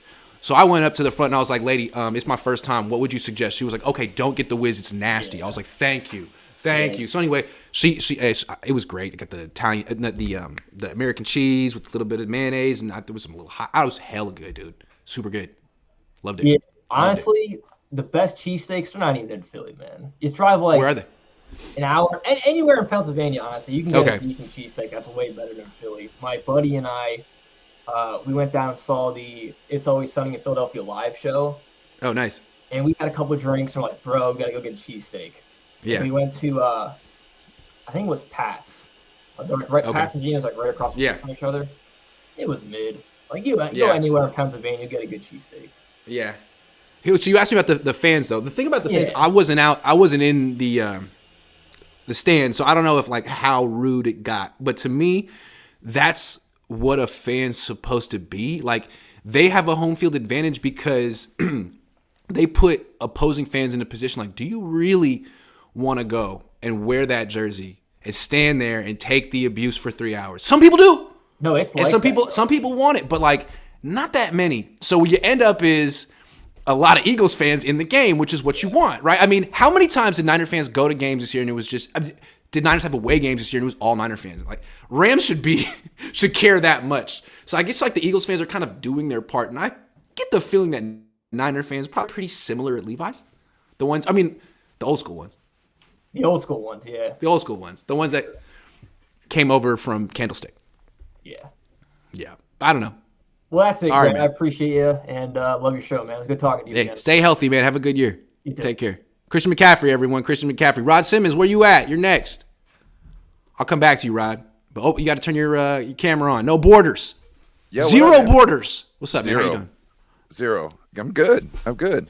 Thank you for having our show this morning. Yeah, for sure. Everybody's all down. I know. So BT Cards was asking a question earlier, and you said, why can't Kyle see that, his defensive approach to taking on teams is to rush the passer, right? And why can't he see that on offense? Well, the flip to the side of that coin. Yeah. Well, you smell because the Eagles seem to get it. Yeah, they're equally strong on both sides of the trenches. Yes, because you got to win in the trenches. It's important. He's smelling his own farts. he has a little bit of that, Kyle. He's got no plan B. He's got no, you know what I mean? There's no just in case. Oh my God, I was wrong. Let me adjust. No, I was right. Or no, just in my case game plan this is fails, right. Yeah. we got it covered. You know what I mean? Yeah. Yeah. I also never liked his use of all our other tight ends other than George Kittle. Like, I thought we should just bulk up. You know what I mean? Just bulk up. They've never had another tight end. I mean, they've had Dwelly, who I like, they won't use. I mean, they've never really taken that position seriously ever since they got Kittle. They're like, we're good. Like, if you're going to, maybe that's why he's hurt all the time. If you're just going to have a blocking tight end like Warner, why not actually have somebody who's like a lineman or somebody, who can actually move some people and you can, use them as an asset? What does Warner do on this team? Special teams? Is he on the team for specials? I don't understand what he's there for. Special teams. Because he is there in special teams. He's not a blocker. He doesn't catch passes. I mean, on offense, I don't think that there's anything he does well. Tyler Kroft, too. What does Tyler Kroft do well? Block? He's apparently there not. Get catches, I guess. But yeah. I don't Those guys know why are just on the team. Dwelly's got better hands. Yeah, did Dwelly say something privately to Kyle Shanahan? I never understand how he just every time they ever threw him the ball, he caught it. But that was like, man, how dare you catch the ball so consistently? He told him his farts stink. That's probably what it was. So what I was really calling about is Nick Bosa. Do you think his comment about not needing to be the highest paid defensive end, do you think that's posturing / yeah? What do you think? It's a nice thing to say. It makes him seem like a team guy, but you think his agent's going to come in here and be like, all right, guys, I'm not going to drive a hard bargain today. No, but what? Think about. You think he's going to settle for anything less than what Joey got? Yes. Guaranteed. Because you get guaranteed money versus this. So if you go, hey, I'm taking the home friendly deal, but you're paying me up front. You know what I mean? You're paying me, and you know what I mean? So I think that's instead of like a 5-year deal, it's a 3-year deal, or it's a. Well, you just get more guaranteed money. You know what I mean? You're not going to be sitting around because, what was he when he held out in training camp? Is supposedly it was over one of the clauses in there, the certain verbiage they have, just in case they let you go. If you have any money left on the books that they owe you, they can take it out of your signing bonus. He held out on that, and then he what was the other thing? Can't remember, but it seemed I can't remember what else. But he held out on those sorts of things. So I'm thinking he's more injury focused. Like, my game could be up at any moment. I like this team. I want to be here. Let me get the bag. Even though it's not the biggest bag, it doesn't seem like he lives a lavish lifestyle anyways. It seems like he puts it all in the bank essentially and, just trying to invest it and live off what he can get off the investments. So I got something to say here. Talk about the Niners Super Bowl window. A lot of time it's having that quarterback on a rookie deal. Well, for the Niners, you could argue it was having Bosa on a rookie deal, having the best pass rusher, getting $7 million a year, $8 million. And when he was playing at that price point, Niners were damn hard to beat, But now he's going to be making quarterback money. He's going to be like one of the top 10 highest paid players in the league, regardless of position. That's going to change the mathematics of the roster building. You know what I mean? It's going to be way different. Now you got one of the highest paid players in the league. Now you got a different window. Now you got to make it work in a different way. Different calculus. That's definitely true. Yeah. And so when does that happen? So his 5th year is next year? He's going to be expensive starting next year, right? Unless they give him a 6-year contract and the first few years it's backloaded. They often do that, right? They do the backloaded long. He might not want that. He might be like, you know what? I kind of want to hit free agency in 3 years. Isn't that what Debo did? Debo's like, I'll take your 3-year deal? Like, I want to hit free agency when I'm 29. Who knows what Bosa wants? I don't know. It's interesting, man. He's going to be very expensive. The Niners going to have to work that out. I think he wants to stay here. Would I trade him? I would trade him and Kyle Shanahan in the same offseason. That way, Niner fans, if I were the general manager, I would get fired so fast. Niner fans would hate me immediately. Immediately. It's all right, though. That's why I'm just quality control, man. I'm crazy. Can't be doing the things that I actually suggest. I got one more question. Sure. So if Wilkes gets hired, right? Mm-hmm. He's more of a zone style, zone-centric. What about Diamador Lenore in a zone-centric scheme and Ambry Thomas. Does Wilkes coming in here, is that going to change what we do in the draft potentially? The Niners actually do run a lot of zone coverage. That's what Fred Warner does. They do a lot of zone coverage, a lot of quarters. So I think that's why they're looking. I think they look at it as a scheme fit. He's not all zone. They do some man, but the Niners do zone. Kyle said it recently. He said, we play zone coverage as well or better than any team in the league. That's how he feels. So I think that's why they're interested. And I think they would have brought in Steve Wilkes already if they know they keep Kasarik, but I think they're afraid of losing Kasarik, which is why Kasarik might just fall into a coordinator job that he doesn't want because everyone wants him. How do we let Vic Fangio walk to keep Coach Kasarik and then lose Kasarik? All of a sudden decides he wants to be a DC when he can't keep his eyes off the D line the whole time. Like, he is said it just himself. Money, bro? Is it just? It's got to be just money because why would you sit? Can you imagine if you've up till last year hadn't spent most of your time at all watching anything other than the defensive line? What makes you think? Well, look at it this way though. From D'Amico's perspective, he could be like, "Look, I'll bring him to I'll bring him here. Yep. I'll call him the DC just to get him, but I'm the DC." You know what I'm saying? You can limp him through. You also get I'm the DC. I'll hold his hand. He can look at the D line. I need him. I need him looking at the D line. I'll pay him, call him whatever, pay him whatever. And so the Niners are like, shit, that's a really good call. D'Amico could do that. Well, what do? Well, we got to counter with the same offer. But we can't actually let him run the defense, can we? Yeah, that's a conundrum. No. I don't know. We can't because we don't have D'Amico. I don't know, man. It'll be tough. Yeah, it'll be tough. Yeah. But, man, I got to take some more calls. Yeah. You did a great job. Always a pleasure to see you, man. Take care. Hey, keep on your grind, sir. Thank you. Could York put pressure on Kyle to hire an OC? York could put pressure on Kyle to do whatever the hell he wants. It's his team, but I don't feel like York's been putting much pressure on Kyle. You know what's funny? Another reason they ran Jim Harbaugh out of town was Harbaugh wanted say over everything. He wanted complete control over the team. He wanted to say in every decision that the team was made in the team. They wouldn't give it to him. Kyle has it. York just was like, whatever you want, man. You want to hire the GM, you want every personnel decision, Kyle gets it. So, I don't know. Maybe that's a good thing. How do they replace Big Mike, your favorite right tackle? Caleb McGarry would be better, but he'll be more expensive. John Zach, Monsature, Jeremy Price, AK-49er. That's how it's going down. What's up, John? What's up, Grant? How you doing, man? I'm good, man. Where are you calling from? I'm from Texas right now, but I'm originally from Cali. I moved to Texas about 7 years ago. So, all right. When are we going to put Shanahan on the hot seat? I've been putting him on the hot seat. Look, we have an elite offense, right? We got all pro players, wide receiver, tight end, running back. It's hard to improve on what they got. He hasn't been consistent. Not many teams have better rosters than the Niners. We can agree on that. Maybe one or two. Right. Yeah. He has not, my bad. He has not been consistent as far as having a quarterback in the 6 years he's been there. 1 year he had a consistent quarterback. They went to the Super Bowl. Every other year they've had two or more. Right. He cannot keep a quarterback upright. And McGlinchey. And this was the case. This was the case in Cleveland. This was the case in Washington. The only time it wasn't the case was in Atlanta when his head coach wasn't his dad, and it was someone who could say, "No, Kyle, we're not going to put the tight end on the edge rusher this week." No, that's what happened. I'm guessing. And if you're going to give McGlinchey help, don't put Croft out there. Put Kittle. You know Reddick is coming in hot. You know that D-line's coming in hot. You don't put your worst blocking tight end over there to help out McFloppy. McGlinchey's so bad, dude. That's a side note. But we got to get this O-line better, and Shanahan needs to be on the hot seat, man. You can't keep getting quarterbacks hurt.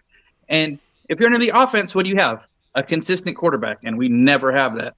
Well, if he misses the playoff next year, let's say if the Niners fire him if he misses the playoffs next year, doesn't that mean he's on the hot seat right now? If he has to make the playoffs next year, doesn't that technically mean he's on the hot seat? I don't know. But that's the hot seat, right? He's got to make the playoffs. I think he does. We all assume he will. I feel like he's at this point where he's on the brink of greatness where we're going to go on a good run, or he needs to go, and we need to get someone here to win.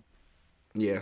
He's at that. Although it's crazy, there's just so many writers locally and nationally who praise Kyle Shanahan for coming up short and say it's not his fault when this happens. So it's interesting. No one's going to fault Jed for holding on to Kyle Shanahan forever, unless people start changing their minds on what the goal is here. But the media is just copying basically what Shanahan says. You don't hold him accountable, so they don't whatever excuse he says is what the media run with. It's crazy. Yeah, I mean, I saw articles yesterday saying if you think Kyle Shanahan is at fault for the Niners' loss in the NFC Championship game, you don't know football. It's like, did Kyle write this himself?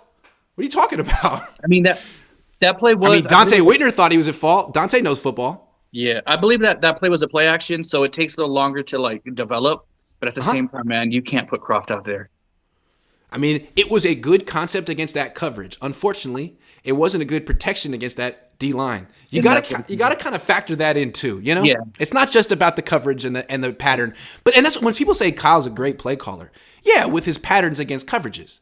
But when it comes to actually protecting the quarterback, that's half of that's more than half of the play call. It doesn't work if the quarterback gets hurt, right? I'm sorry. The worst. I'm sorry, John. Great call, man. Thanks, man. All right, take care. Rod, where did you go? You're first in line, but you turned off your camera, and I lost you. Are you driving? No, I'm sitting. Okay. Appreciate you, man. Appreciate you. Thank you. I had to go over at the gas station to make sure I was sitting. Thank you so much. It's my wife's request. I think it's fair. It's safe. Very fair. Yeah. So, ego and karma. That's the problem with the 49ers. Let's talk about it. Let's talk about the ego. It's Kyle's ego. Kyle is It's his. C- coach, but he's a coordinator. Yeah. Give you an example. McGlinchey whiffed on the block. Trey Lance gets ragdog slam against, I think it was the Bears. McGlinchey looked down at him and ran off the field. Didn't help him up. It was at that moment, Kyle is supposed to, the next day, we're going to watch that film, and I'm going to play it for the team 5 times in a row, and I'm going to tell McGlinchey to go pack his locker. Yep. There's no way. Whiff on the block is your mistake. Yep. And then you're going to leave the quarterback on the ground? That's not how we do things here. That's how you get all the players in line to support your fucking quarterback choice. Excuse my language. I love that. I love it. Yep. Okay. Second, that's what Jim Harbaugh would do. I'll tell you that. And then second is karma. Yeah. You have karma of your bad decisions. You should have never signed Jimmy. You should have traded him. He was hot. Mm-hmm. There was your 2 first-round picks right there. You should have traded Jimmy. You should have never kept him. I looked at Jimmy. I said, he's not Kyle's style quarterback. Mm-mm. So they go to Kyle. Here comes the ego. Can you win with him? Well, yeah, I can win with him. Same thing with Trey Lance. I'm not going to develop him. I'm just going to win around his deficiencies. I'll run him. If he gets hurt, it won't be my fault. Yeah. That doesn't make any sense. Yep. It doesn't make any sense. So hopefully you can get a message to Trey. Trey needs to reach out to Mike Vick. He has to do more than just throw the ball to receiver with a blank field. He needs obstacles in front of him. He needs to and it was just, it really bothers me that you were the one that had to point out, like, hey, you're running a drill that's making your quarterback's knee straighten, which is the number one problem to his inaccuracy. That's right. How do you not see it? I know, because it's not what he's looking at. And I actually read that Jalen Hurts had the same issue and that he fixed it. Yeah, but you're only going to fix it if it's a point of emphasis and you have good coaches that give him good drills. And what the Niners are doing is reinforcing bad habits. They really do that. You saw it. Yeah. They really do. I wanted your emails. I wanted to send you a video. Jaws did a breakdown in the middle of the Eagles versus Redskins game when McNabb got traded to the Redskins. In that game, he did a video breakdown of Mike Vick and how his mechanics got corrected in one offseason with Andy Reid. One offseason. Yeah. So how many? Hey, kids, if you don't remember Michael Vick, he was really exciting in Atlanta, but his best years came when he was older and slower in Philly. That's when he was actually a complete quarterback, when he put together all of his potential. It happened late. Coaching freaking matters. Yes, it does. Yeah. So, And I had seen someone say, like, if I'm Trey Lance's dad, I'd be pissed off, ask for a trade. Oh my God. If I were Trey, I'd be pissed off. I would rather sit on Andy on the bench behind Mahomes. Sit with the 49ers right now. Seriously. Yeah. And then the reason they're not going to win, the only way they're going to win the Super Bowl is if they have Trey. There's something that I see in Brock that when they're going to press, all teams are going to start doing the same thing. They're going to press and dare you to beat them over the top. That's how they're going to play Brock. They're going to give him a short-term solution. If he loses that 5 miles per hour that he got last offseason, if he loses that 5 miles per hour, he's not going to. It's over. It's over. I hope Brock takes the best step for his career, which is to take Tommy John surgery and get completely rebuilt. Because he does have a potential to be good. Yes. Good in this league and make money. So be careful, man. Because you also have the potential to be nothing if this goes wrong. Right. Yeah, it's big. It's big. Serious. It's big for him. More than for and for the franchise too. Well, actually, it's bigger for him than the 49ers. It's way bigger. It's true because the Niners have they have another quarterback that they can fall back on. This is your career, man. Exactly. Do you have another multi-million-dollar career that you can fall back on? Let me know. Yeah, and as long as Kyle's protected, I'll just draft another one. We're not gonna pay you. I'll just draft. And that's again, it's like, dude, how many cars are you gonna crash before your dad finally says, "I'm not buying you another BMW"? Oh, you cracked the BMW. Oh, it was the BMW's fault. Let me get you a Ferrari. That's what keeps happening here, right? Oh, it was the car's fault. No, it wasn't that I was driving 80 in a 35. It's that this guy swerved or he didn't have his lights. There's always an excuse, and Jed's like, okay, all right. Yeah, and then I'll get you a car. Jed was, I'm okay with being relevant. That's the problem. Jed is just okay with being relevant. He's okay with not being a laughing stock. He was a laughing stock 7-8 years ago. Yeah, and now he's not. Tom Sula being the coach really hurt his ego. Tom Sula is the reason that Kyle Shanahan has unlimited job security. Yeah. Jim Tom Sula. He can thank Jim. Yeah. Yeah.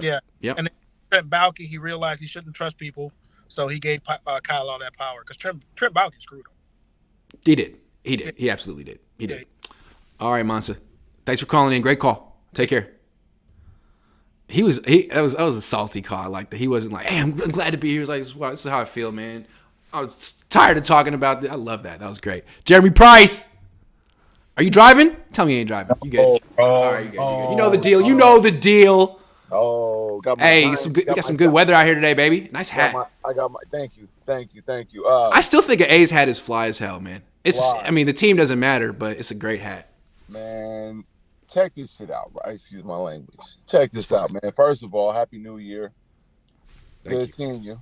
It's been a while. Good seeing you too. Right? It's been a minute, man. Now, I've been talking to a bunch of 49er fans, and a lot of them so-called are diehards, right? Yeah. You go to Europe, these soccer teams, they got these football teams, they have diehard fans. Like literally. That's a whole different thing. It's not the same. Yeah. Not the same. It's like, look, check it out. One guy said this, and I really agreed. He said to me, he goes, I wouldn't die for the Niners, but I'd kill for them. I was like, I like that. I like that a lot. That's funny. But all right. Besides that, I wanted to say, I'm just a fan. What do I know?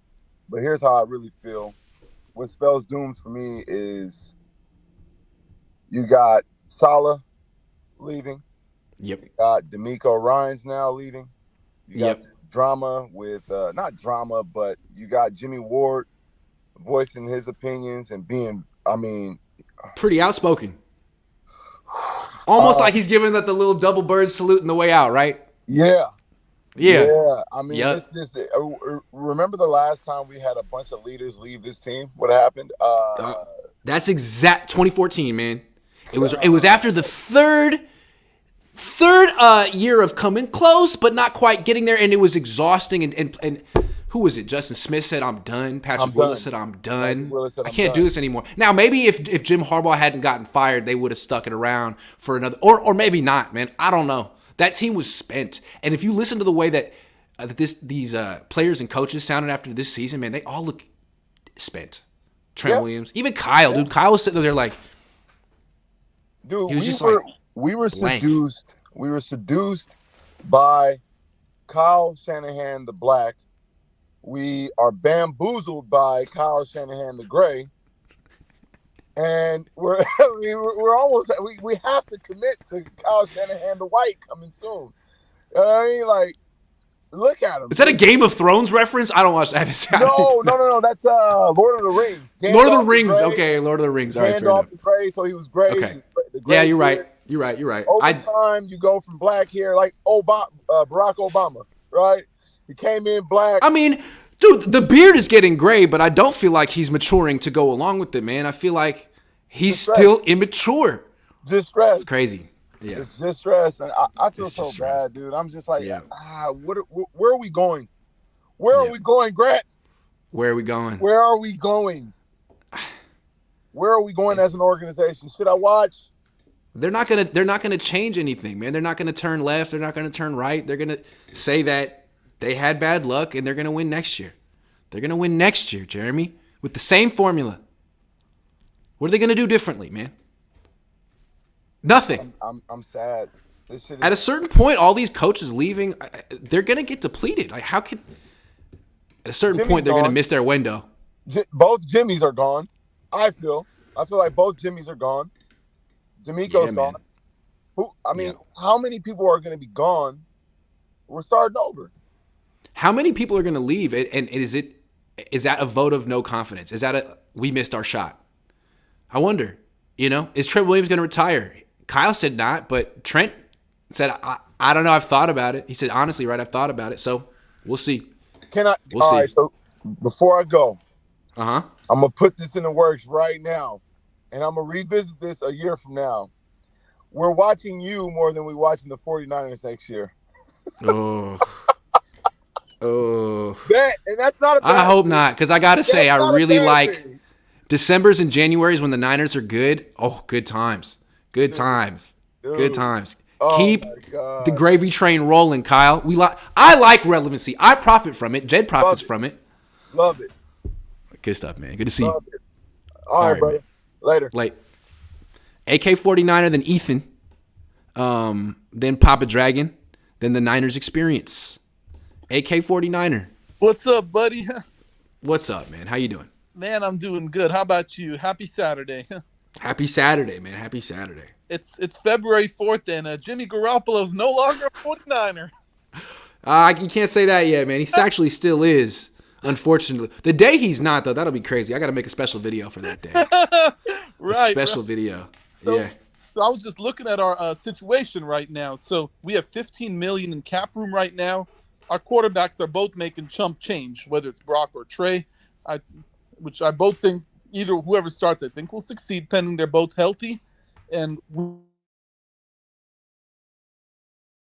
we can clear from by doing restructures and pushing money out to the future. So considering that we already have cap room, plus the fact we can clear up to 50 mil, plus the fact that the NFC West is going to be a joke next season.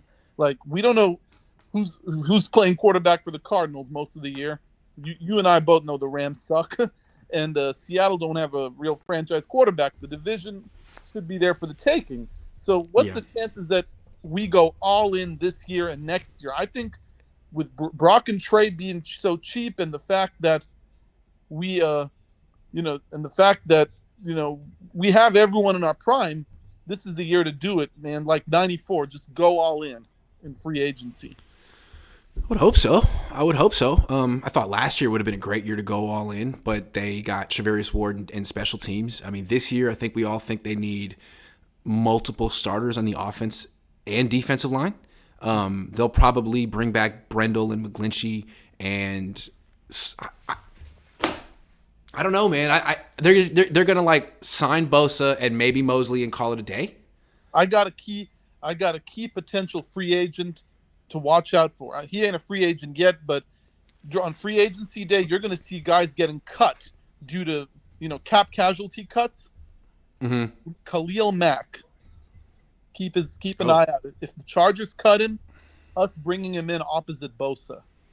They got to bring in someone opposite Bosa. I don't know if they can afford Mack and Bosa, but they got to get someone. And if they could get Mack on a discount, that'd be great. That'd be wonderful. We can, like I said, we already got 16 mil in cap room, and we can clear up to 50, give or take, in restructures. So, well, they got to do something with Armstead's contract. You can't pay Armstead $24 million this year. You can't. He's a good player, but not that good. Not that good. You got to do something about that. That's true. Can't do that. But I think way too expensive. But I think the value of Armstead is there, even though I'm not saying get rid of him. Good player, can't be making $24 million this year. Got to do something with that. You want to extend him? I don't know. He just missed half the season, but he's almost 30. But you can't pay him 24. I don't know. Maybe he'll take a pay cut. He's a charitable guy, great guy, the guy of the year. I think he'll take a pay cut for the good of the team. If you want to win a championship, you got to make those decisions. Yeah. Hey, Eric, you want to win the Walter Payton Man of the Year award? Just take a pay cut. That's right. How about that? I think that'd be the nice thing to do. If you're a team guy like you say you are, take a pay cut. I think that's thinking outside the box. I like it. All right. I like it. All right, man. Good to see you. Always a pleasure. Always a pleasure. If both are healthy, would Trey have a chance to start? Well, Matt Mayoko said that a significant portion of the locker room would be pissed if Brock Purdy isn't starting and he's healthy next year. So I don't know. You tell me. Ethan. What's up, man? How you doing? What's up, man? You seem a little down. Man, that was probably the most depressing loss I've ever seen in my life. Not even just Niners, man. The whole NFL was terrible, man. But yeah, that's what I want to talk about. Like, there's really nothing else to talk about for me besides Kyle. Like, that's just been on my mind. Like, Kyle's pissing me off so much, dude. Like, and it really, my whole grudge with him started in the Super Bowl. Like, it's burned into my mind what he was doing. I remember so clearly. And I remember, like, people were blaming Jimmy for that pass he made and missed Sanders. But to me, the way I see it is Kyle kind of put Jimmy in that situation where he had to make a long pass to win the game. And it's like, what do you expect if you're going to put Jimmy in that situation? Yeah, you were avoiding that situation all playoffs, right? And then you had to go to it. Yeah, and so, like, to me, I remember the drive. They got the ball, it was first down. He called a run for Mostert. I think Mostert got like 5 or 6 yards. And I remember Mostert was averaging like 5 yards a carry or something that game. And Kyle just stopped and called like 3 pass plays in a row. And that's where it all went downhill. And from then, Kyle panicked, and he keeps doing this over and over again. He just makes these very, very small mistakes that no one seems to notice, but it's so huge for how the game plays out. And it's like, you can blame Tart for dropping the pass last year. You can blame the players for this, but those are bang plays. Like, they're playing their hearts out on the field. And for Kyle to make mistakes as small as that, like these simple head coach mistakes, it's just like, man. Also, he talks about bad luck. He caught lightning in a bottle twice. Raheem Mostert in 2019, out of nowhere, all of a sudden, this cheat code who is going for really long runs. I mean, he single-handedly won the NFC Championship game, and Kyle Shanahan makes it about someone else. At the end, I mean, Mostert's not a factor in the end of the Super Bowl when really he was the reason they got there. And it wasn't about – Kyle made it about him. And then in this year, Purdy, out of nowhere, Mr. Irrelevant, kind of like Mostert, lightning in a bottle, and Kyle gets him hurt because he didn't respect Hassan Reddick. Like, man, actually, you were really lucky twice, and you messed it up. Yeah. And it's just like, man, like, Kyle, like, you really think Sirianni is a better coach than Kyle? Because I don't, but Sirianni's in the Super Bowl. And it's like, is it really surprising that the best rosters in the NFC were the two that made it that far? And it's like, look, the one that got to the point was the one that had a coach that didn't get in the way of the team. Right. You know what I mean? The Eagles just didn't beat themselves. You know, they challenged the one play that they needed to challenge, the fumble, and they hurried to the line of scrimmage and didn't let the Niners challenge that play. I mean, that was pretty much all they did, and they won. Like, and the getting the quarterbacks injured, like, I know that's kind of ticky-tacky and, like, saying that kind of stuff, and there's merits to it, but for me, the biggest things are just the fact that he continuously messes up these, like, easiest coaching decisions, these decisions that should just be, you know, spot on. In the biggest games of the career. Yeah. In the biggest games of the season. Constantly chokes. And so that's why I think, like, man, like, you need a different coach at this point. You might have these great play designs and, like, oh, like, this will work against this coverage and stuff. But if you have, you know, like the little Giants playing against, you know, some monsters, like, what do you the design doesn't matter. It's going to go out the window. And if he might have the best team in December, but he's going to find a way to lose in late January. It seems to be his pattern. And then he'll say, you know what? It was a great season. Like, let's not be judged on this last game. Let's focus on the other stuff that we did. Okay, but it's kind of a bottom line business. And you're in the locker room, so you can kind of, like, get the vibe a little bit. But to me, something that was huge was when Juszczyk came out in the middle and was like, oh, we told Kyle, like, keep running the ball. Like, all that says to me is, like, the players are getting sick and tired of this too. And they're saying, like, Kyle, like, you're getting in our way. Like, we know what to do. We know. That's exactly what they're saying. You're getting in our way. You're making it about you. Yeah, we know how we need to play, and you're making it about you. And so, thank goodness the Cowboys didn't end the game before Juszczyk could do that. But the Eagles did. Juszczyk didn't have a chance to go up to Kyle and be like, dude, can we stop calling 7-step drop play action passes against this? We can't block it. They're too good. Like, is it that Let's big of a respect deal him. if he gets fired? Like, will the players respond the way that people think they'll respond, or will they push on and kind of consolidate in themselves? People say, like, so I don't know. He'd have to lose the locker room. Man, he wanted to go to Trey Lance, and his locker room overruled him for 2 years. He's never had it. He's never. Does he have the locker room? I don't know. He's this offensive coordinator that's buddy with them, and they're all talented, so they carry his image as he's a great coach, but he's not. He's really But not. now there's like, so many guys on the team that make more money than him. Kittle makes more money than him. All the vets make more money than him now, and do they really listen to him or do they run the team? And is Kyle just sort of hanging on? I'm a young I don't know. fan, but I'm not okay with relevancy. Like, I don't care for being in the NFC Championship 3 out of 4 years. But the fact that we keep losing it in these manners, like, that's worse than not making the playoffs to me. Like, it's just like, man. Yeah, who do you want to be? Do you want to be TCU or do you want to be Georgia? Are the Niners content to be Michigan? TCU? Be like, oh, we'll be in the playoff, but we're not going to win it. Or are you actually striving to be the champions? Because I thought that was the goal. I thought these were the 49ers. I'm sorry, Ethan. I don't know. But yeah. Keep your head up, baby. You got to take other Keep your head calls, man. See you around. I'm always going to keep watching, You all right, man. Give us something Have to a good look one. forward to. Appreciate you, man. Later, man. All right, man. Later. What else we got? I think no more super. What? Ooh. If both are healthy, yeah, we got you. All right. You got to have your camera on to be on the show. So I'm going to Papa Dragon. What's up? What's up? How you doing? What's up, man? Hey, I'm doing great. Doing awesome. I got it, Grant. I got it. Talk to me. I am not the kind of person that likes to assign blame. I like to find solutions. I don't play that crap. Okay, that's my leadership style. Mm-hmm. This is what I would do if I was the GM of the 49ers.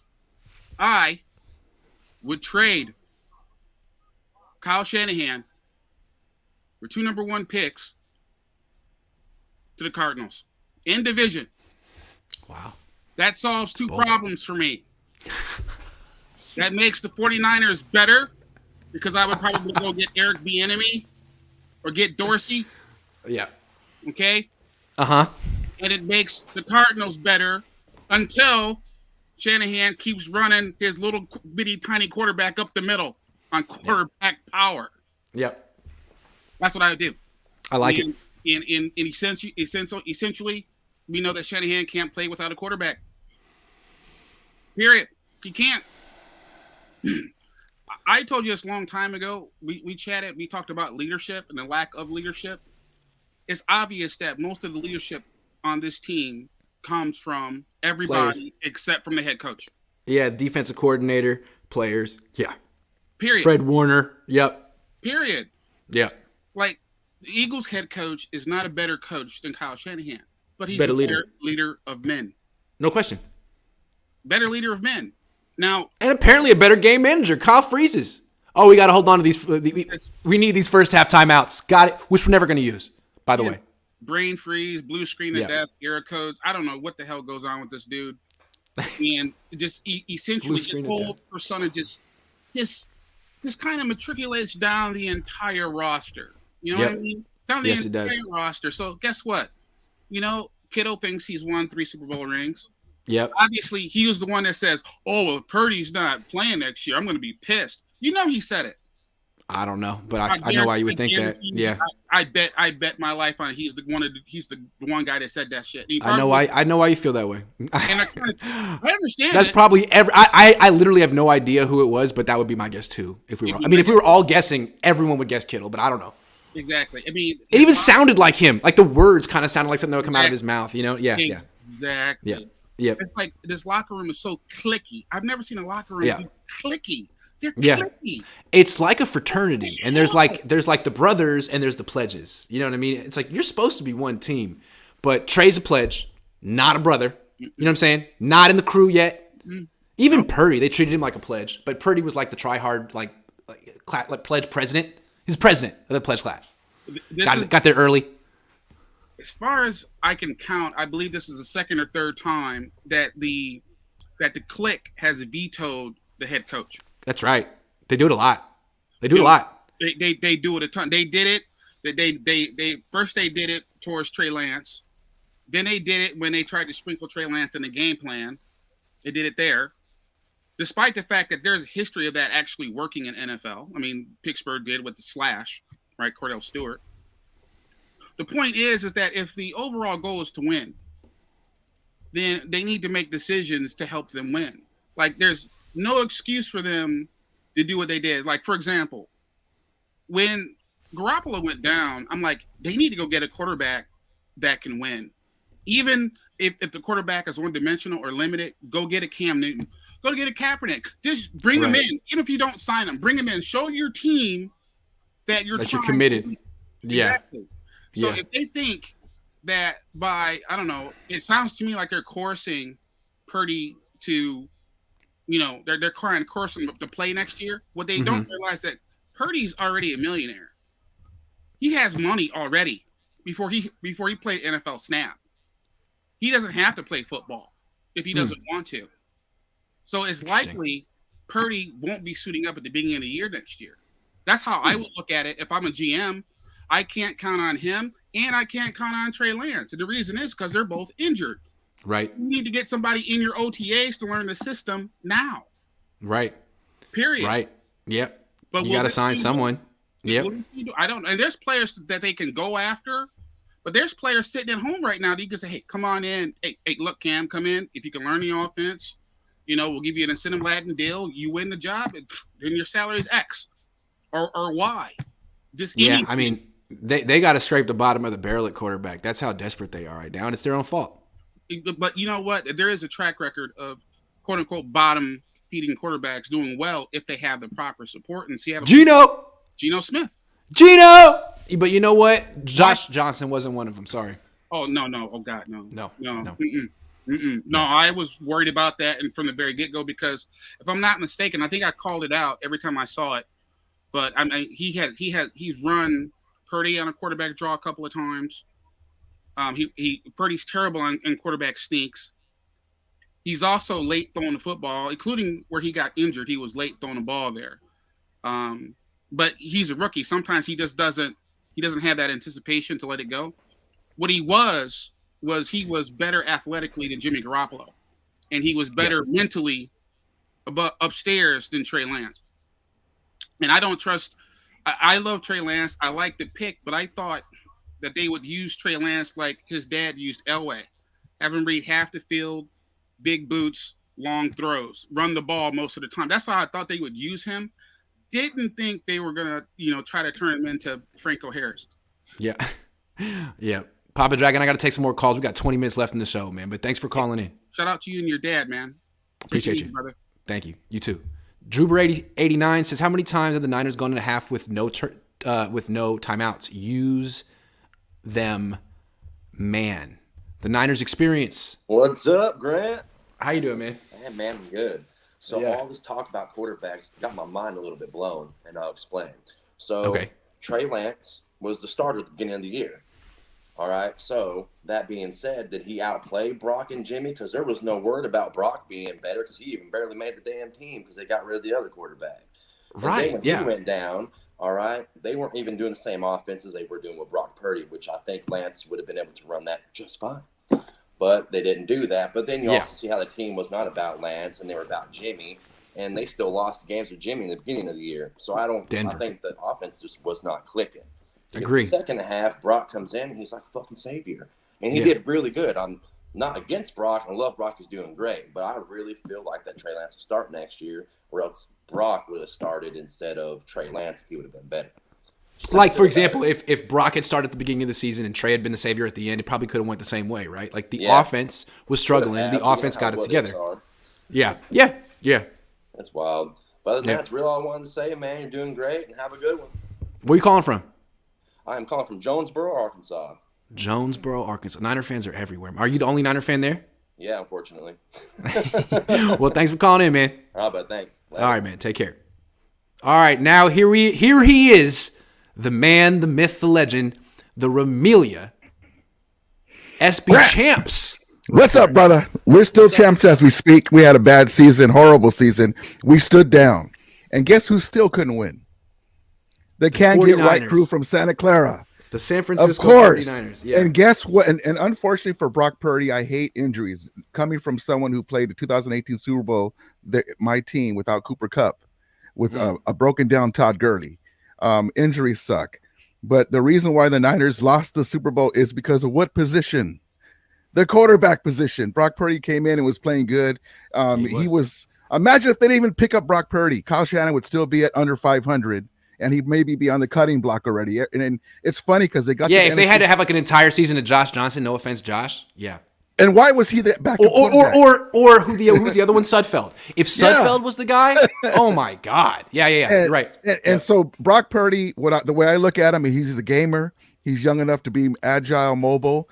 He can throw. He's basically Jimmy Definitely G gamer. inside the numbers. He gets rid of the ball quick, but he's a little guy. Remember, Jay Cutler he is had a problem getting, he would always have shoulder injuries when somebody laid on him. Now you can't lay on the quarterbacks. Yeah. But unfortunately, he got hurt, so we couldn't really see him against a real good team. Because the only good team that the Niners beat was played was Kansas City. And they lost. And then Tua crapped the bed. There was some open throws, and he missed them. But everybody else said they're puffing that we won 12 games. Yeah, but who did you play? Who did you play? And then somebody They beat Dallas. They beat but Dallas beat themselves. Like Dak. Well, Dak was going to Dak, and he Dak. And that's a mystery. All over the field. Dak. Yeah. All he had to do was not throw any picks, and they had a chance to win. He threw 3. The Niners caught 2. But I wanted to ask you this, Grant. You follow this team. I come in and I follow them from afar. I just look at your stories. You're very good because you basically call it all it is. There's a lot of Niner content creators who are in their feelings. Oh, this is the year. Well, wait a minute. Let them prove it first.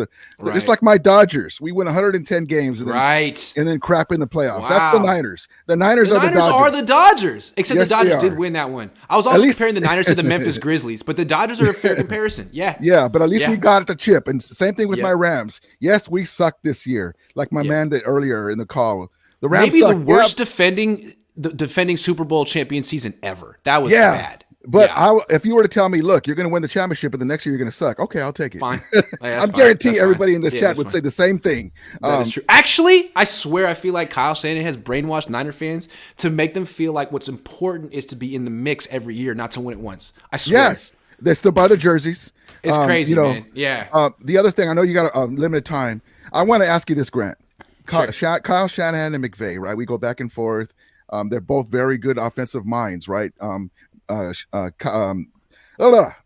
so McVay was getting burned out with this season. All the guys hurt. Even Aaron Donald went down. The first year in his career, he went down. Cooper Kupp went down. Staff went down. 3 left tackles. Horrible season. Amazon was offering him $100 million to be a TV analyst. Is anybody offering Kyle Shanahan? That's how great he is. No. PBS. I heard word in the streets PBS offered him $50 a year to come in. Kyle has no charisma. That's what I'm saying. Sean McVay speaks with energy. He sounds like John Gruden. He literally sounds like John Gruden. Like Kyle Shanahan is more like Belichick. I don't think anyone would want to listen to Belichick as a I'm not saying he's a coach like Belichick, but the way he talks, it's almost like he wants to sound. It's almost like McVay studied Gruden and Kyle studied Belichick, and he just tries to go up there and be like, well, it's like, man. Yeah. And Kyle does not fall on the sword. He will never say that he was wrong. He never does. And McVay, at least, even when we had golf and golf was stinking it up. Well, it's my fault. I didn't get guys in the right place. There's the difference between the two. And then here's Nick Sirianni from the Eagles, first year coach, beats Kyle in the NFC Championship game. And second year coach, beats Kyle. And how long has he been doing this? Why is he still learning on the job? Why are you having a back? Well, why is Kyle the one who has to mature? But Nick Sirianni was poised and prepared when he needed to throw the red flag. Kyle wasn't. And we haven't looked at this, but did he have a backup tight end on Von Miller last year in the NFC Championship game? In that last 5 minutes when the Rams, they couldn't keep the Rams out of the backfield? I'm guessing not. I always felt like Kyle. Well, I don't know. Von Miller was killing him, right? So maybe. Yeah, maybe. I mean, he didn't learn a lesson from the last year when there was an edge rusher coming in. How can you learn a lesson if you've never made a mistake? Exactly right. That's exactly right. But God bless you, Grant. We're licking our wounds, but at least we have the trophy on the shelf. And Stan Kroenke got 300. One more week, baby. Enjoy it. One more week, and Stan Kroenke too just finalized the Woodland Hills project. 100 acres, $325 million for our practice facility. Oh, nice. Imagine the Yorks. Imagine getting a penny out of the Yorks. So God bless them. Leeds United. That's where all their money goes. Leeds United. That's silly.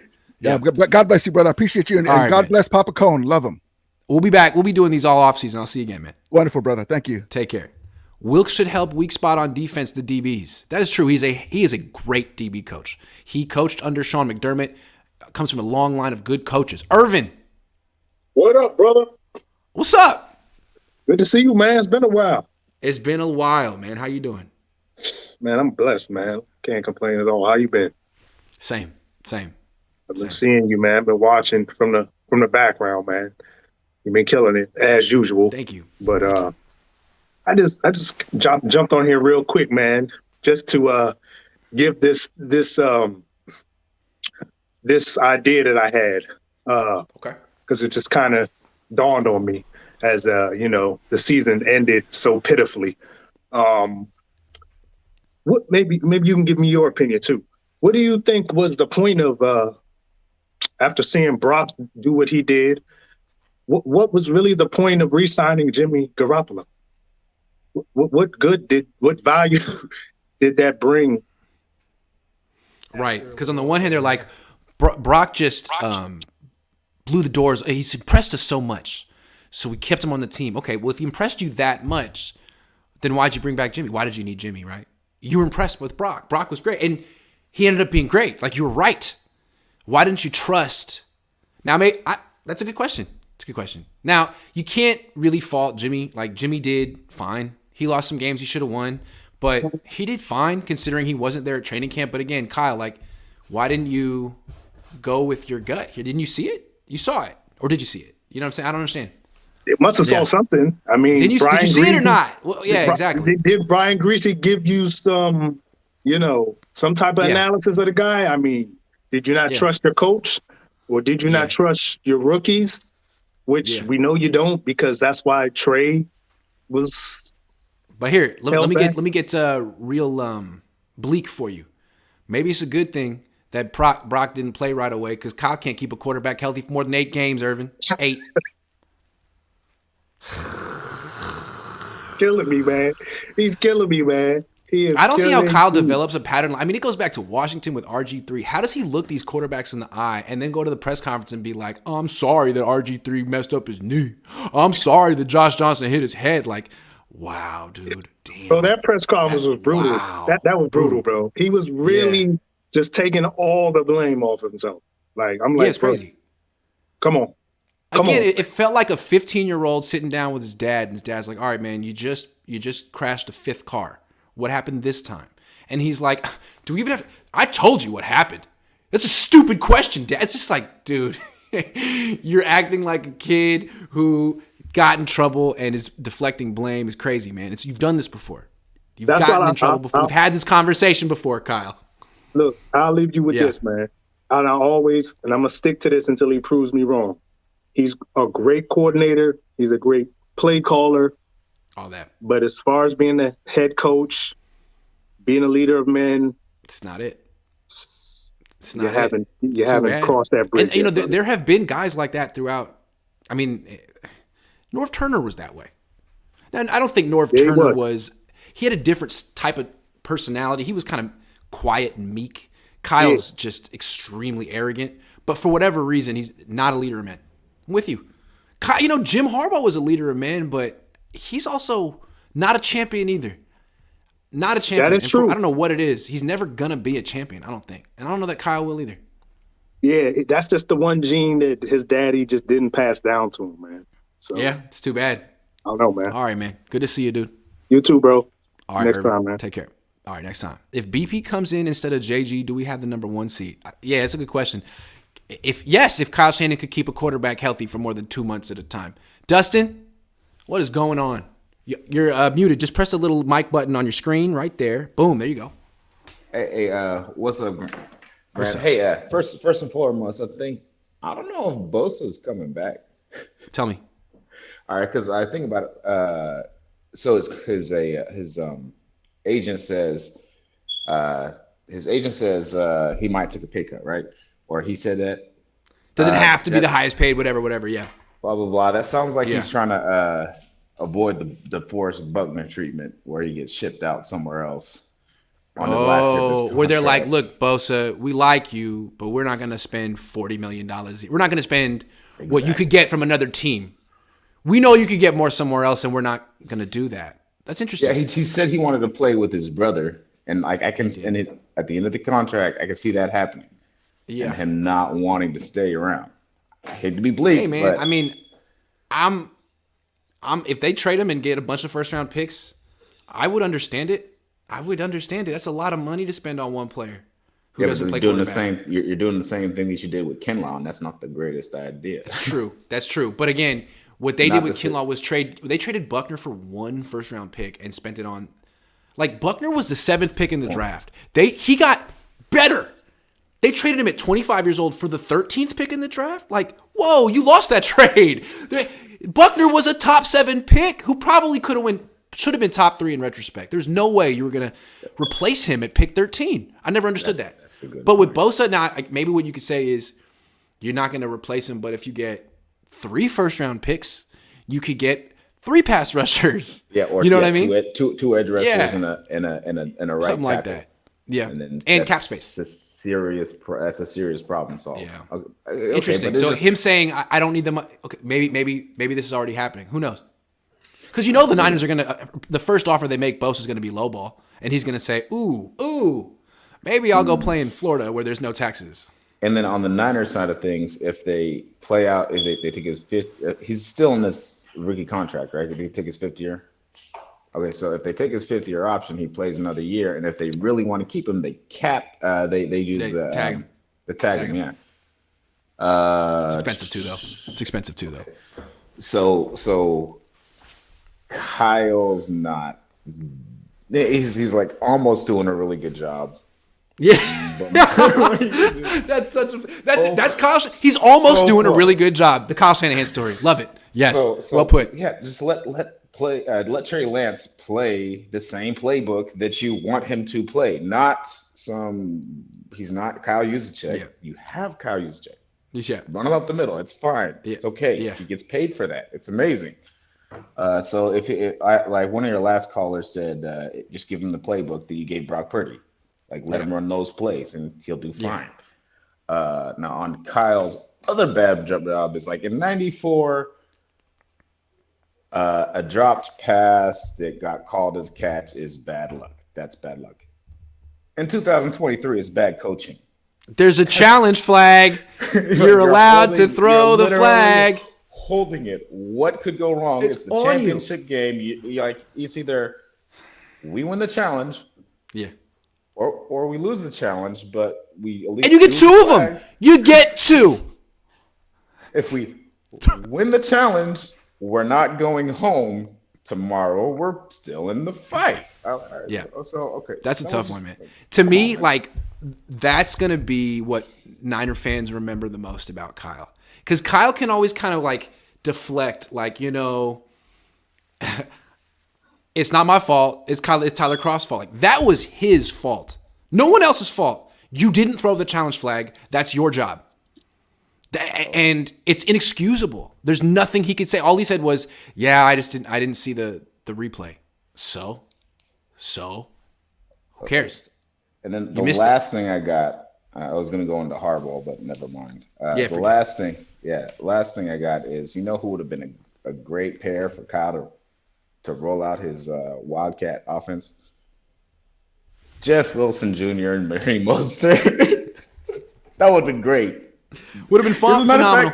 As a matter of fact, we have prologue for if past this prologue, Raheem Mostert is taking over an NFC Championship game by himself without having to pass the ball. That's so funny that Kyle Shanahan said maybe we shouldn't run the ball. Yeah, that's how you won the other NFC Championship game. That's how you won. Ran all over the right. And this time he wanted to pass. You've got a wide receiver that's not a running back, but he's probably one of the best running backs in the league. Yeah. You got one of the best running backs in the league that's also one of the best wide receivers in the league, and you're going to try and pass the ball with Josh Johnson. Just hand the ball off, my guy, or play your Wildcat. Let me look at this real quick. So, okay. Brock Purdy gets hit here. Okay. They ran the ball 3 times in the game before Brock Purdy was out. 3 runs before the quarterback got hurt. That's too bad. 3. And you're trying to run play action with a 7-step drop and against the pass rush with 70 sacks. You didn't even open the run yet. Why are you doing it with a silent cadence? With a silent cadence. They can't even get him off balance with no, dude. Kyle, he's too smart for me, man. I'll never understand how smart he is. But it is Purdy's fault he got hurt. He should have stepped up. It's also his Trey Lance's fault that he broke his ankle trying to slide when you told him to slide. When he doesn't, before that he's like, I don't slide. Yeah. And if he slides and gets his ankle broken, well, that is true. Doesn't know how to slide. That's true.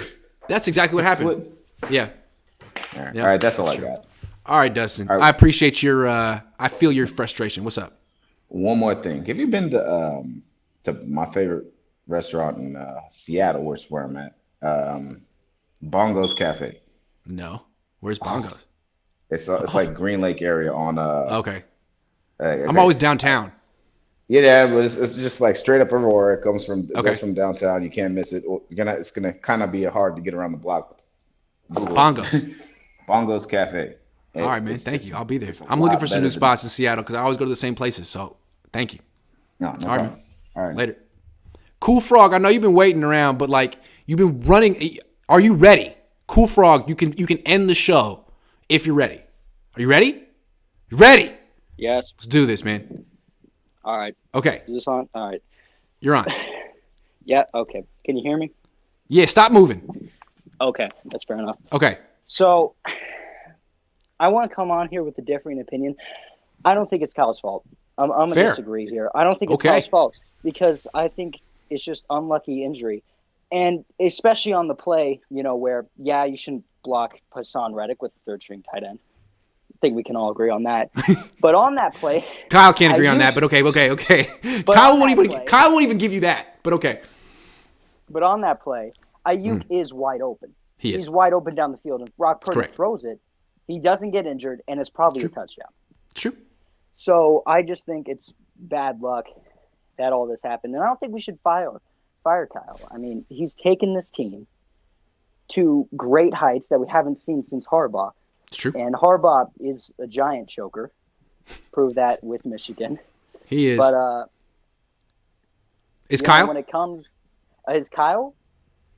He's had his choking moments, but I think he's gotten better at it as the year went on. I don't think we can say that yet because he didn't really have a chance in the NFC Championship game because his quarterback went down and he had to rely on Josh Johnson. Sure. Sucks. Sorry, Josh. Yeah. Sorry, apologize. Josh. I mean, only because he's from Oakland. Me, but Yeah. He can still play better than me, but No, yeah. But okay, I hear you, man. I mean, I don't want to argue with you. I mean, I feel you. I feel you. I do. Hope you're right. Otherwise, if I'm right, it's a very bleak situation the Niners are in. If you're right, it is. Yeah. Then they got hope for next year. They can win the Super Bowl next year. Yeah. Yeah. Do you think they will? Do you think Kyle Shanahan will win a Super Bowl as the head coach of the 49ers? I think he'll win one. I don't know if it will be with the 49ers. It just depends on how Jed York sees the situation. Jed York stays back. I think he can, and I think he will win a Super Bowl. But if Jed York gets involved again like he did with Harbaugh, I think we got a dark future ahead because that's fair. You York, can't say firing Harbaugh. He had a reason to do it because he was choking and he never really brought it when it came to the big games. But he didn't have anyone to replace him with. Exactly. And he just went downhill. Exactly. And I think that's what Niner fans are afraid of. When you say fire or trade Kyle, people are like, well, I remember Jim Tom Sula. What the hell are you talking about? And it's fair. Like, Jed York isn't exactly Jeffrey Lurie. There's no guarantee that the Yorks would get it right. But at the same time, John Lynch is a respected executive. This roster is really good. I think you could get some coaches who are good who would want to. But again, who's the right one? I don't know. I'm not in there. I don't know. I say Steichen. Let's see what he does in the Super Bowl. The Niners are in a tough spot though because a bunch of guys have already gotten fired. I've already gotten hired, so you wouldn't be getting your pick. You'd be getting like the leftovers. So maybe if you do fire Kyle, it's something next year if he misses the playoffs. That way you can do it immediately and get the first, choice of coaches. Yeah. I don't know. Would you fire him next year if he misses the playoffs? I would say he's on the hot seat. I would keep him one more year, and then if he misses two it consecutive, you fire him. Two consecutive non-playoffs. Without the playoffs, you fire him because that's just not acceptable. It's fair. It's fair. Yeah, unless like injuries take down the whole team and no one can play. Which, all right. All right. Can't really control. Okay, that. man. So where you at? I am at Nebraska. Nebraska. Yeah. Cool. We're everywhere. We're Niner fans. Yeah. Absolutely, man. All right, well, have a good weekend. Yep, thank you. All right, Cool Frog. Thanks for watching. I got through every single caller today. That's a record. And we did it in 2 hours. Yes. Good stuff today. Oh, JB49 trying to come in at the end. Dude, the show's over. Sorry, man. JB, show's over. 2 hour. I'm at the buzzer. Next time, you're welcome to come in. Sorry about that, man. But the show's over. I'll be back.